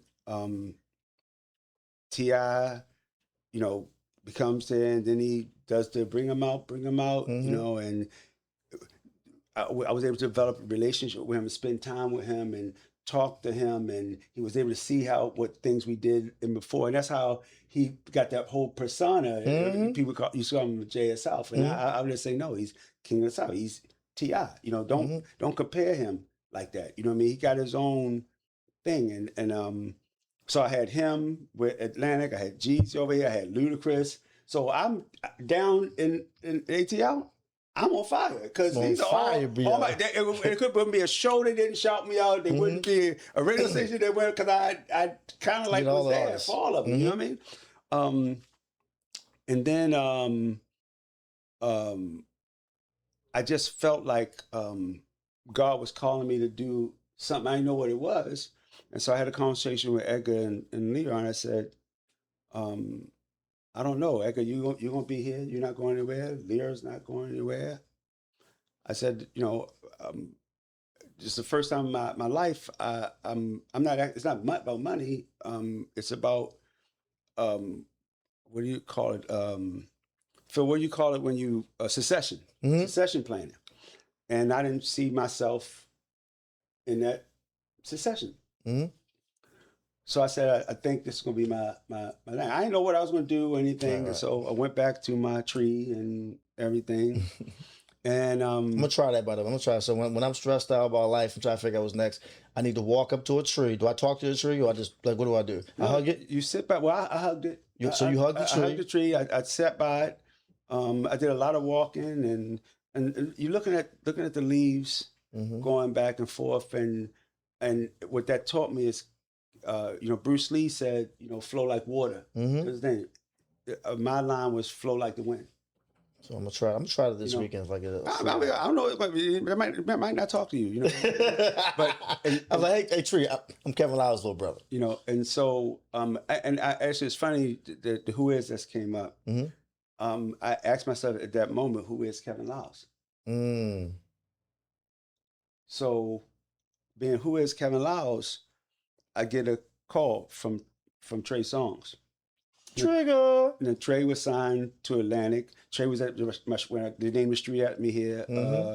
He was there as a young kid, and because he was living in Baltimore at that time. Mm-hmm. And he a lot of people didn't know that, by the way, that he was living in Baltimore for a second. Yeah, and so he says, "Yo, I just fired my manager." I'm like, well, cool. What you calling me for? He said, no, but I don't want you to be upset with me because Delonte West, one of your first interns, was my manager. So I don't. Oh, wow. So I don't want you to get. I said, yo, it's your business. I said, but can I ask you why? He said, Kev, let's just leave it alone. About this. He said, well, are you doing management now? I said, I'm not waking up. Right. I'm not waking getting on, nobody. getting you to the station, doing interviews. No. I said, but here's what I'll do. There's 4 or 5 companies that I like. I will introduce you to them, and you have the meeting, and come back and talk to me. Mm-hmm. So like a month go by, his mom calls me and says, Kevin, my son doesn't need a manager. He needs a man in his life. No. That one you got? It hit me like a rock. I'm like, my son said you're not into management, but are you into help raising a man? Are you? That's heavy. No. It was on you heavy. No. She put it on me heavy, and Trey was like, "OG, they want commission. You really love me." Cause I did. I like. They like, and I said, "Yo, I'm not gonna be arguing about you getting up or nothing like this." And no, I said, I'm gonna put a day-to-day person with you. I'll handle strategy. I'll help you with records and everything, and I'll make sure the operation runs well. And I know everybody with the Warner Reeves Group, and I'll start KWL management. And he said, "You really gonna do it?" I said, "Yeah, but I'm gonna give you a day-to-day person. I think it's gonna be JoJo." But I will work it out. And so, a critical thing, and the reason I brought him up and going into the management side, I said, "Yo, we have some good records. I don't want to leave, but I got to go right now. But anybody could sing that record. Can't help but wait to one of my favorite. I said, yo, but anybody can sing that record. I said, yo, you have to like differentiate why you and not the rest of your counterparts. And I said, yo, R. Kelly did that. These people, don't you? He let them know. Somebody need to let these people know. Next records, you would think I'm innocent. Neighbors know my name. Don't. Knocking at the door. He embodied what it was to be Mr. Steal Your Girl. And Say Say I'll go down the list. God. And bottoms up, this go down the list. So, but I was with him when we started to do arenas. I was from 5 people to 14,000 people, but I worked with him on how you point. I mean, the artist development that I personally put in him, because I was a manager. How to hold a mic. Who are we talking to tonight in the audience, Trey? The audience said, no, that one girl right there. That one girl, we're gonna make her feel so, I don't give a shit, black, white, green, purple, fat, skinny, whatever. We're gonna make her feel so, because she's gonna have the time of her life, and she's gonna tell all her friends. And she's gonna make every girl around her look like, I wanna be her. I wanna be her. And he really, but now, so everybody's seeing this. So then I'm getting calls from Big Sean, Ty Dolla $ign, Jeezy, D'Angelo. I mean, go ahead. So now I have a management company, and I wasn't going to do management. But I had day-to-day managers, and then, when I started to, when Lyra called and said, I want us to do it again. I said, yo, you work at Warner. I left. I should have left with you. We're going to build a new company. I said, yo, I have a company already. You want to come? No, we need to do recorded music too. I said, okay, cool. I said, well, I just need you to be beside me and be my partner. I said, so you don't want me to really? No, I just need your brain. So I said, cool. So I can do my management. You're moving out of your office. We're coming to my office. We have one big thing. And then, he said, I need you to he got me. Because he was my man. He got me. I need you to take over this. I need you to this needs to go. Everybody, you got to go. And he started to, because we called ourselves partners, and he was the CEO. And then I remember we had artists. I got some of the names I don't remember at first, but then I remember they come into Orlando and Salim, bring this kid in the office. And something's wrong with his eye or whatever. And the girls are like looking. They said, hello. I said, you're a track queen on your bando. I said, I hear y'all over there whistling about whatever. Did y'all hear? I said, play the record again. Bring that shit back. You know what I mean? And Fetty Wap got me feeling in my bag again. Now you ready? I'm back in. No. Now I said, okay. Because now I have a full-blown management experience now. I had labor experience before, and I'm bringing all that. And then they go out and get Thugs, thing with Gucci, shout out to Gooch. They get QC, Migos, and again Migos, and again I don't. And Thug is Young Thug. Young Thug. I don't take anything. It's so company streaming, exploding, everything. Post Malone was opening for Fetty Wap. Wow. I'm giving you these are who is Kevin Liles exclusives. I'm telling you, and so we building a very special company, and I'm thinking we have to get to the point where we start to build out mini labels. So we have QC, and we would talk to Migos. If y'all want to get out of the club, y'all got to talk to females. They heard us. Bad and bougie. I said, whoa. Woo. And you see it turn. Bitch, I'm a dog. God, that record was bonkers. But again, remember, because I'm saying things that I want to remember.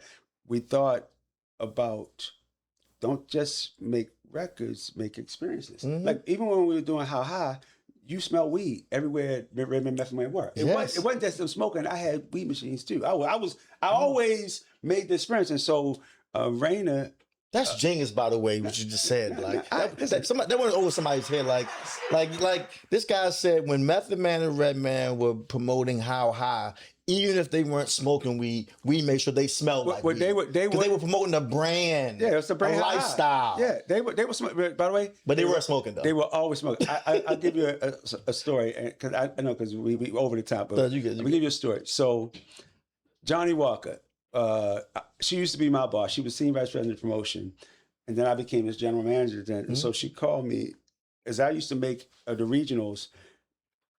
No, it's no car service. You pick them up in the 18-passenger van because I wanted them to be with them. Pick them up in the 18-passenger van, and you drive around to whatever you got to do. So she called me. God rest her soul. She's alive, but she calls me and says, "Kevin, I'm driving with my head out the window. I can't breathe." She said, "This niggas is smoking so much weed." She said, "If they pull me over, I'm high." I said, Johnny, it's cool. I'll get somebody to switch out. But I just say that to say like, just when I put everybody in this situation, that was Auntie Johnny to them. You know what I mean? And they used to fuck with it all the time. You know what I mean? Well, Johnny Walker can't go with us anymore because she gonna stick her head out the window. Right. We can't smoke around her. Right. So it was but everything became an experience no matter what it was. And I remember having a conversation with Big Sean about his show. I said, yo, doing festivals is not building your own audience. I said... a lot of artists don't get that, by the way. Yeah, and I said, they can pay you a lot of money one time. But I noticed for a fact they paying a couple of my clients $100,000 a night. And you might have made $200 for one day. But they every night they get... So they bring it in $500,000-$600,000 a week because they have a touring audience. And I said, luckily, I have a little issue right now.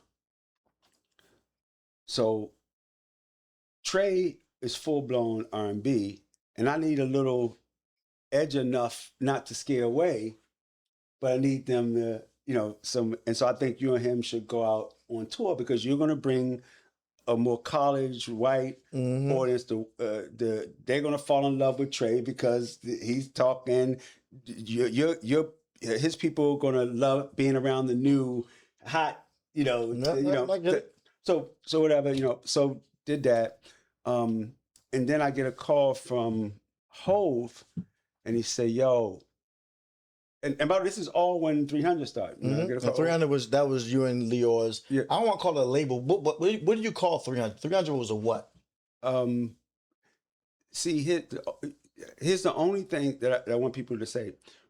We were whatever we needed to be. It's like distribution, label, Def Jam. management, whatever. It's like Def Jam. Like, nobody never called us a black music company. Nobody, Motown was never a black music company. It was Def Jam. So we always said 300 was a mentality. Small group of people that can kill millions of people. And so that we never looked at it like, I always said, they eventually they were fighting through it. I said, yo, I don't want to be a label because I'm managing, and I don't want to be a manager because I'm doing content, and I don't want to be. It's like I never want us to be in one particular phase. So I say all that. I say all that to say because I want to get to the point where I understood what was going on. Lear called me up and said, YouTube music, they want somebody to come run and put Google Play and music, YouTube music together, and they keep calling me about it. I said, Lear, I know you already made the decision, but you're just coming to talk to me about some validation and some advice. I'm not going to say it's advice. He already made the decision. He probably already was working there and didn't tell me, but I said, I want you to think about us. Now, I've never worked for anybody other than you and Russell my whole life. Never worked became a time because y'all made me partner. I never worked, partnered with nobody but you. And now you got me over here, told me I could just be your partner. And now you talking about you going to YouTube Music. And I say in my mind, okay, God, what are you doing? So God was doing two things at that time.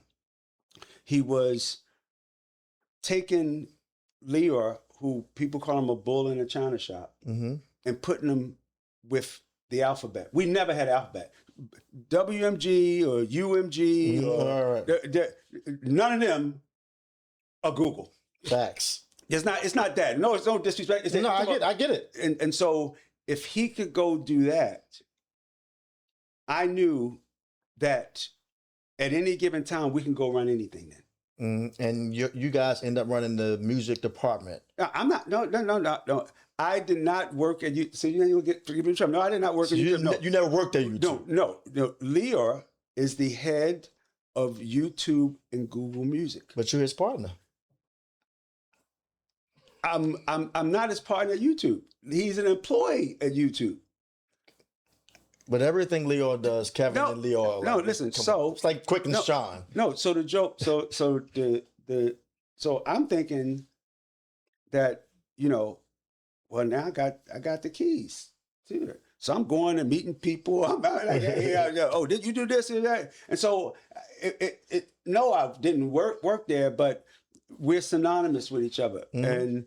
And but at that moment, that was the first thing I got from it. We could have him, and then we can go run any big major company because they know we can work inside, outside. We have cultural taste, the whole thing, whatever. Mm-hmm. And so this thing that I personally learned through God was, he said, let me move some things out of the way because you got to remind it. Mm. You gotta every 10 years you gotta let people Remind so them. so you did you did the Def Jam, you did the KWL management, you did the 300 award thing, and now Lear leaving, everybody's gonna think the company's gonna fall apart. Mm-hmm. Oh shit, Megan Thee Stallion. Megan Thee Stallion comes. Oh shit, this little kid called Gunna comes. Oh shit, Thug gets on. They open up the Grammys, and it was at that moment Thug said, "I like this. I think I need to make some of those kind of joints. Mm-hmm. Meet me at the London, downtown." And so his whole thing, and then I realized, oh shit, YSL's the new label. Everything. He's such a genius. He's at the time. So we get a guy named Jeff Ogilessi. Said, "Yo, your job every day is to be with Doug. Learn everything. Be with him. Make sure." He's like, "But I'm just his A&R." I said, "That's your problem. You his everything. Facts. It don't matter what it is, So he was like, "Yo, Doug signed this kid named Gunner to a piece of paper, and sent him to YSL." I said, "A piece of paper?" I said, "Oh, okay, cool." He said, "Kevin, this is other kid named Lil Baby in this room, and then some other kid named 21 Savage. Now he's a young age, he don't know." Right. And I'm like, you mean to tell me we got Gunner? P and Coach bring me Lil Baby, but it was a family thing. Like it. It was all good. 21, and you didn't put them to say, hey, maybe we should get Put them all of them together. Maybe we should just wrap it up. I thought you just told me to be everything to Doug. I said, you also got to do your job. All this money really you lost your mind. You know what I mean? Yeah. But what I realized, so then Doug and I was having conversations, and Gunna never felt he was really signed because it was a piece of paper. And he went to Doug, and Doug said, put music out wherever you want him to put music out. So DS, the mixtapes start coming out. Not through us though. So I'm like, this is I know weird. I know this is not like a Milli Vanilli thing, but somebody taking my shit again. You know, I'm not even comprehending it. So I say, Doug, I gotta spend some time with Gunna. You're the CEO, label, you know, but because I gotta understand the dynamic. So he says, all right, cool, you know, you got a manager, and so shout out to Ebony and Levin and Co. Ebony, and then Anthony had a partner named Anthony Soleil who manages Kendrick Yes, now, and yes, yes, yes. used to manage Nas. I don't know, maybe still manages Nas, but they together. And Ebony don't know me that well, but Anthony knows me like OG. I'm an OG. Anthony says, "Yo, me, Gunna, you need to get in the room. Kevin at least needs that audience with him." So we go to one of my spots, back room, because I don't want nobody seeing anything. And by the way, I'm suing the other people putting music out As you should. And so I tell them, I say, yo, I'm suing them. The lawyers might say I'm suing you, but I'm just suing them because they have no right to it. Even though I know you and Doug had a conversation, but I wanted to personally come in and tell you, if you trust me, I'm going to change your life. If you trust me, if you go through the process with me, if you, well, I don't know Doug. I said that's the problem. You know, we need to spend some time and get to know each other. Makes all the sense in the world. And so that's it was at that moment that we cleaned everything up. And the Gunna you see today is a product of the trust that him and I and Ebony had with each other. Give that another round of applause, man. And real quick, and this kind of segues into the PACE Act that we signed today.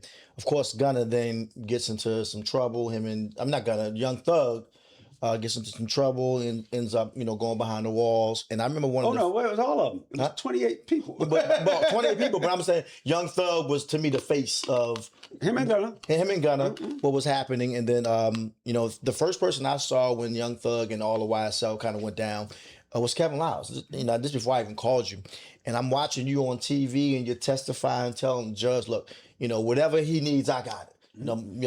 I'll make sure he's protected. I think the judge once asked you, does he have, it's almost funny, the judge looked at you and asked about Young Thug saying, does he have the money to pay for this? And Kevin Liles says, this is so Kevin Liles, by the way, guys. He said, if he doesn't, I do. Yeah. So he's good. He's good. So whatever money, don't talk to me about money. If he doesn't have it, I have it. Just do your job. When you look at all the fight you went through with Young Thug and with YSL, I see he's a free man now, but there's a thing called the PACE Act that we just signed today in Maryland. Shout out to yourself, Governor Wes Moore, so many other delegate, Marlon Humphrey. For anybody who does not know what the PACE Act is, can you real quick just kind of tell them what the PACE Act is and what we did today? Well, it all started. I've been protecting Black art for 40-something years. It goes back to the Two Live Crew, the NWA, Public Enemy. Go down the list. They didn't want people talking about weed on records. You know what I mean? They go down the list of things. So, when this happened, quick, they took beacons of light out of the community. Thug was sponsoring little leagues. He was giving back to school festivals. He was employing people. True story that he told Baby, no, you need to rap. Don't you get out the street. He was that. So you pull that out of a neighborhood. What happens to the community? Now, not only the community, you take a father away from his 6 kids. For 2 years, he couldn't spend a birthday. He couldn't spend a birthday with his mother. He couldn't even attend Lil Keith's funeral. It was the calls that I got from mothers and how, you know, Gunna just being the nicest guy in the world, having to spend money that was earmarked to set up his life, to save his life, over lyrics. The longest trial in Georgia history was this RICO case with YSL. Now, how much money did they spend? I can tell you how much money we spent. You know what I mean? Millions. Making sure our guys, I can tell you how much we spent. How much? Tell me. Not gonna do that. Okay. But just imagine what Fulton County spent. Just imagine. Now, what if you took that amount of money, because we're talking about lyrics, guys, and put into programs inside of the neighborhoods, put into different experiences for the kids in the neighborhoods. So it was so personal to hear mothers cry, "You got to help my baby." To hear a sister, now, I'm weighing the weight of it all. And I remember, you know, my guy Phil, the fixer, Phil was like, we can build a coalition around this. And I put up the bat signal. So you had 100 artists. I'm talking, you go from a Morgan Wallen to a Megan to got on this. Everybody. Every single body. 50 Cent got on this. Anybody. Everybody, every genre. Every genre, everybody. Because everybody goes, "Oh shit, we didn't know this was happening." Yep, they can lock you up for what you rap or sing about. Yeah, every organization, the Grammy organization, the RIA, what's my people hanging out today? America, SAG-AFTRA, SAG, everybody. It was, and all the this was the biggest. What do you call it, Phil? The biggest coalition. Biggest coalition the music business has ever had around protecting. Everybody signed on. And the PASAC stands for what? The PASAC now stands for Protecting Artists' Creative Expression. Gotcha. Now, we have iterations of this going around, but what Maryland did today is this gold standard of what we're saying the law needs to be around the world. You know? And the work that Phil and his team and, you know, I just do it just to do it. But Phil said, "Kev, we gotta, you know, we have to build free our art, and we have to come up with this and all that, and you have to be the chairman." I said, "Yo, I'm tired of y'all telling me what I got to do. Everybody want me I'm trying to retire." No, easy, baby, easy, baby. That's a trigger word. That announcement will come back in a minute. So, the PASAC was a labor of love of Marlon Ampray, who wouldn't let it die for 4 years. Phil and I've been coming back and forth for 4 years, and I'm looking at people like, are y'all trying to play me? Are y'all sitting here telling me y'all really don't understand this? How being fair? We're not saying you can't use them. We're saying, but you have to have steps to use them. You can't just make up stuff like Mac Phipps spent 20 years of his life in jail for lyrics for something he didn't do. That's like crazy. The kid Broadknox in Texas, somebody else admitted to doing it. There's no DNA evidence. And they didn't use lyrics until the sentencing just to say he's a menace to society. So, because we want to kill him. And that's the only reason lyrics happen. It's not. And so when when the weaponization of lyrics are being used like this, I just think about that kid from Baltimore that picked up that pen and wrote an artist because they could have used shit against me. Then I wouldn't be sitting here. Facts. Then I wouldn't have been able to go from intern to president. Then I wouldn't have been able to be executive vice president of Warner Music. Then I wouldn't have been able to be the head of 300. You go down the list of it. So, you know, the pay stack it's not I'm not a lobbyist, yo. Right, right. You know, this is our life. This is I'm talking because I lived through it so I can't the pain. My mother crying for their mothers. Yeah, You know what I mean? No, I wouldn't know what to do if I couldn't talk over lyrics. That's Wouldn't know crazy. what to do. And And a so lot of people didn't even know about that. I think that's the scary part. I'm glad that we've done the work to make the PACE Act a law, but just think of how many people had no idea.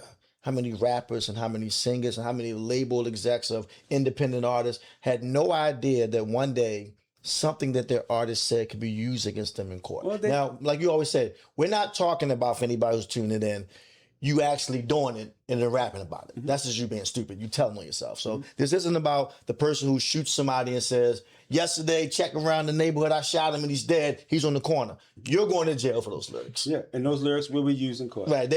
We're talking about the freedom of speech lyrics, of you now talking about a neighborhood you grew up in where you actually saw that. And then you rap about that. They can't use those lyrics against you. No, they can't. And I think State's Attorney Ivan Bates actually he's a prosecutor. You know what I mean? So he's the one prosecuting. You know, and he said, Kev, we have to clean up our streets. We've done a great work with the mayor and the governor, but this is fair. The person the prosecuting, he said this is fair, and he stood by it. So shout out to State's Attorney Bates. Ivan Bates. Yeah. And then another one, you had over 27 Republicans and Democrats come together for this. That don't happen often, especially not with this administration. Oh no! It wasn't.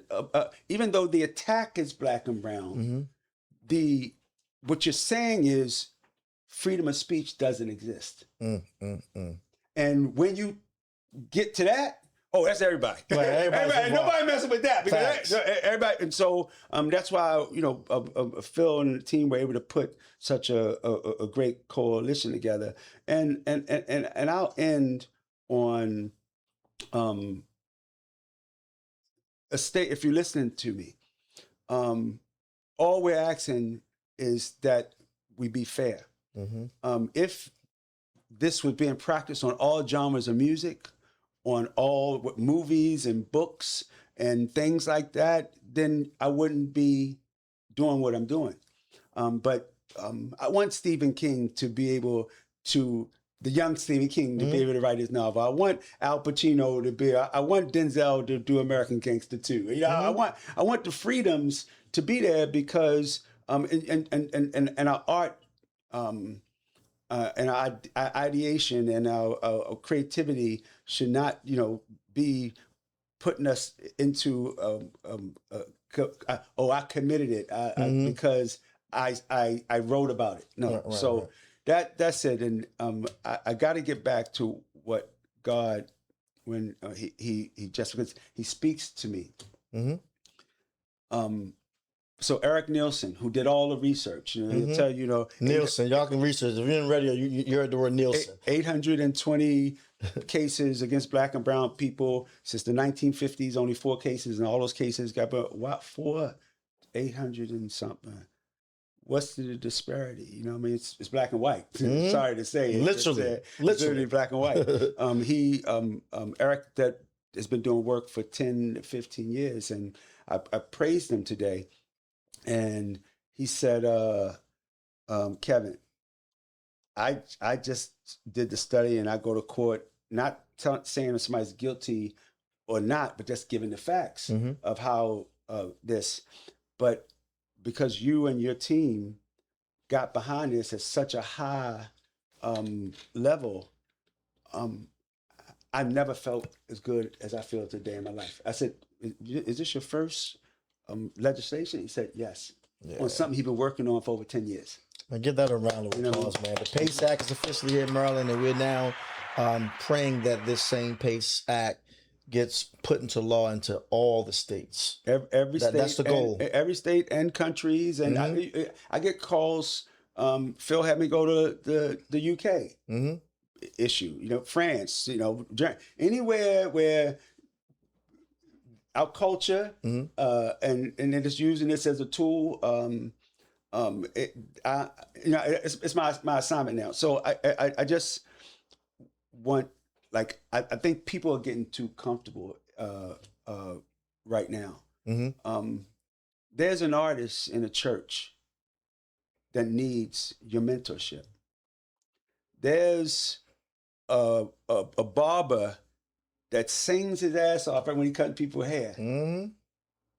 but they're not the blip on TikTok. Facts. They're not moving the algorithm. They're not moving the algorithm that way. There's a kid that plays 12 instruments that's 18 years old, and whenever he goes out, 1,000 people show up.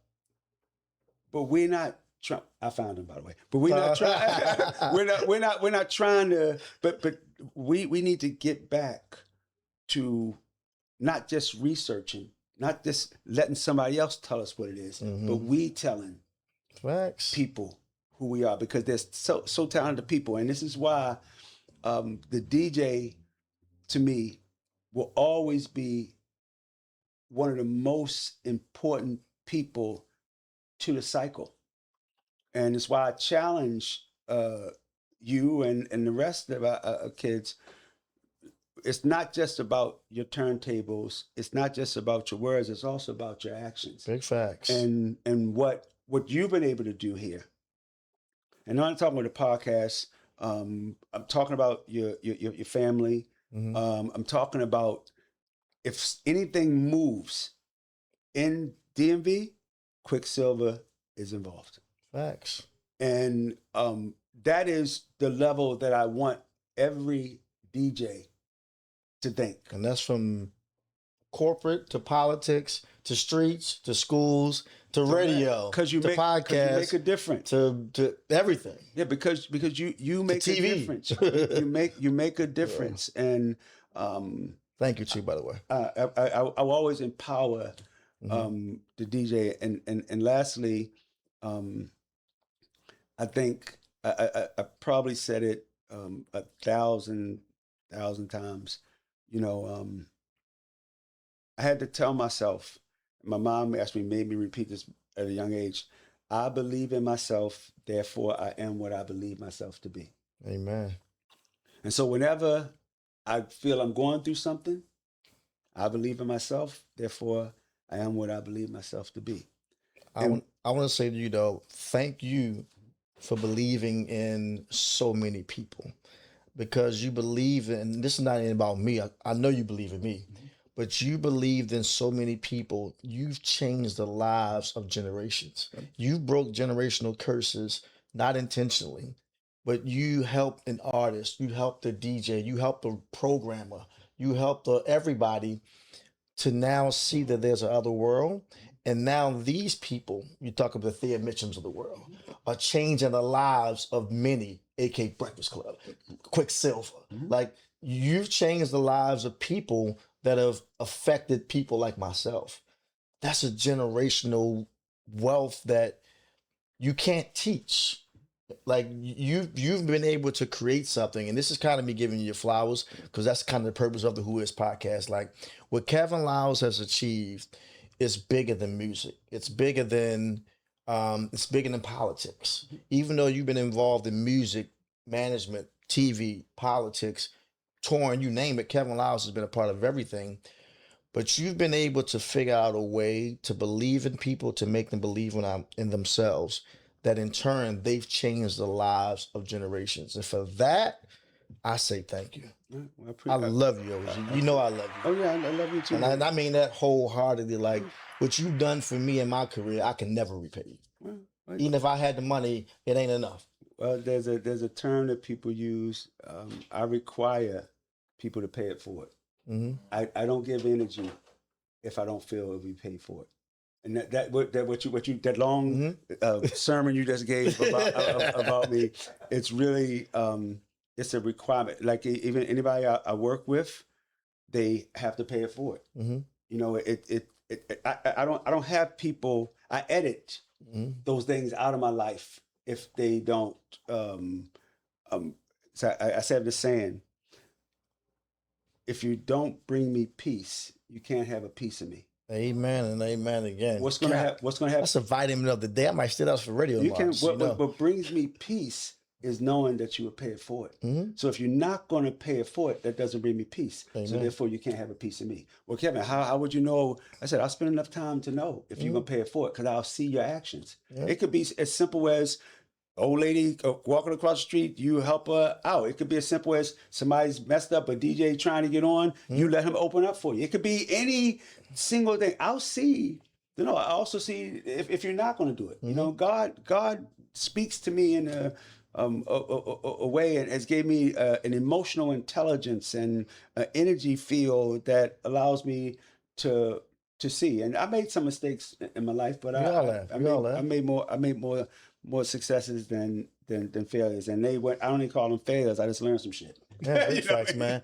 Ladies and gentlemen, I think by now, if you don't know who Kevin Liles is, you've gotten to know a little bit about who Kevin Liles is. And that's the purpose why we even created this, is to be able to have people like Kevin Liles, that people know the name, they know the face, they know the work, but they don't really know you. And I feel like today somebody's going to watch this and they're going to rewatch it like, I didn't know this about Kevin Liles. I didn't know he was a part where he did these. And that's why these things, just these conversations, I always say, I'm not interviewing people on my podcast. I'm just having conversations. And they're just conversations that are bringing out information. They're entertaining, but they're bringing out information about people you thought you knew, but you really don't. Real quick, and this is kind of backtrack because I want to wrap it up. Real quick, funny story I got to tell people, and you've been kind of imitating Lior, and I want to imitate Lior. And I'm going to shout out to 3 people in this story: Kevin Liles, Lior Cohen, and Shadow. You know I'm going to the story. I remember sitting at my dinner table. Me and my wife asked like it was yesterday. And at the time, you know, still now, but I'm on fire on all the clubs, radio. You know, if our artist is hot, I know because I'm either playing them or I'm helping break him. And I get a call from Kevin, and Kevin was so short, and these calls went back all in from the 5-minute time. So Kevin said, "What up, Quick?" I said, "What up, OG? What you doing?" I'm like, "No," he's like, "I answered your phone." What the fuck is this? So right after that, I get a call from a number I don't know, and I'm not answering it. No. What the fuck is this? So I'm like, hold on. Kevin just called me and said, answer my phone. Let me answer. Because Kevin, he never saw who was ready to call me, by the way. So now I finally answer the phone, but I'm answering it like, hello. And the person says, hello, this is Lior Cohen. Quicksilva.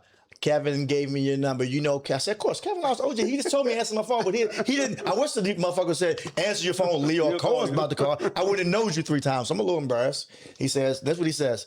Quicksilva, tell me about Shy Glizzy. So I'm like, oh, that's my guy. He's popping. He's a popping artist in DC. He's doing this thing. I'm playing him on the radio, playing him in the club. He said, so are you telling me if we were to get behind Shy Glizzy, we can count on your support? I said, of course, man. That's my guy. He's like, okay, call you back. So now I'm like, what the fuck is this? So Kevin just called me, says, answer your phone. Lior Cohen calls me, asks me, tell me about Shy Glizzy. Where's this going? 30 seconds later, my phone rings. It's Shadow.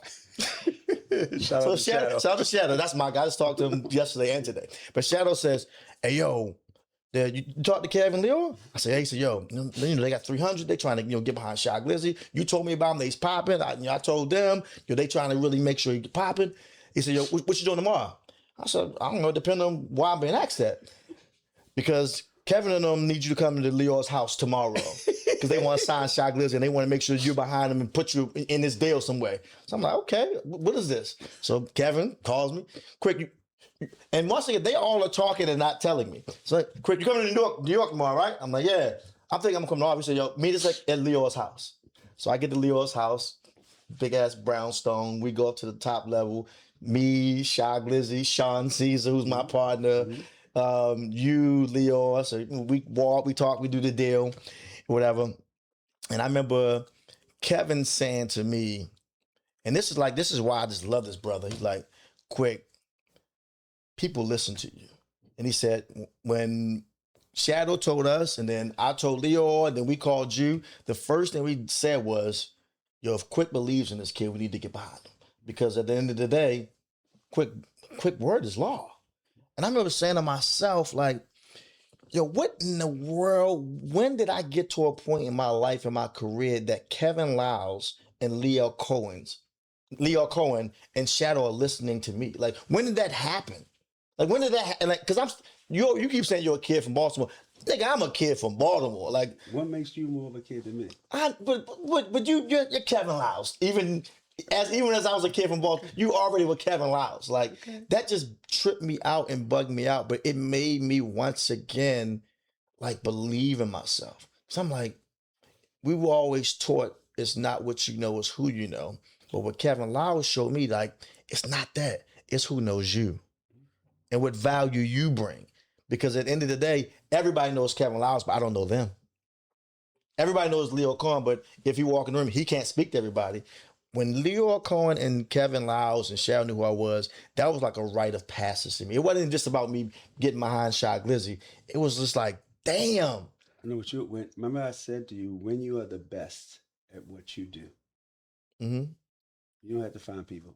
They're going to find We're gonna find you. So I want to say thank you, Kevin Liles. we can talk another while, but let's wrap this up, man. Once again, who is Kevin Liles? Now you know. Of course, support the PACE Act. Support everything you're doing. And just in closing, anything that you need to plug that you have going on right now that we didn't even talk about? Yeah, if you want to make a contribution to Free Our Art, what is it, Phil? freeourart.org. freeourart.org. Mm-hmm. I just like Kevin having to fix the talk. You know what I mean? I know Free Art. It's simple, freeourart.org. But I would love for you guys, I'd love for you to put your prayers for Quick and his family, or put Thank your you. prayers for my family, and prayers for every student who's about to graduate, or it's at high school going to college, or college going into their career. My son's head to college was just crazy, by the way. Yeah, listen. I'm just saying it because I know families that are going through it. Mm-hmm. And there was another act today, the Mason Act, Mm-hmm. that Governor West signed into play. And the only reason I wanted to bring that up is that family said, my child did not die in vain. Mm-hmm. We were not holding companies accountable for covering grades, so kids couldn't have accidents on them. And so they passed some legislation today that no kid and no family should ever have to suffer for that. That's why I'm a servant. I love That that. that's why. Who is Kevin Liles? Mm-hmm. He's a servant. Say less, man. Wrap it up right there, man. Thank y'all. We back here every week, same time, same place. Make sure you subscribe and like the Who Is Podcast. Quicksilva, I'm gone. Who is?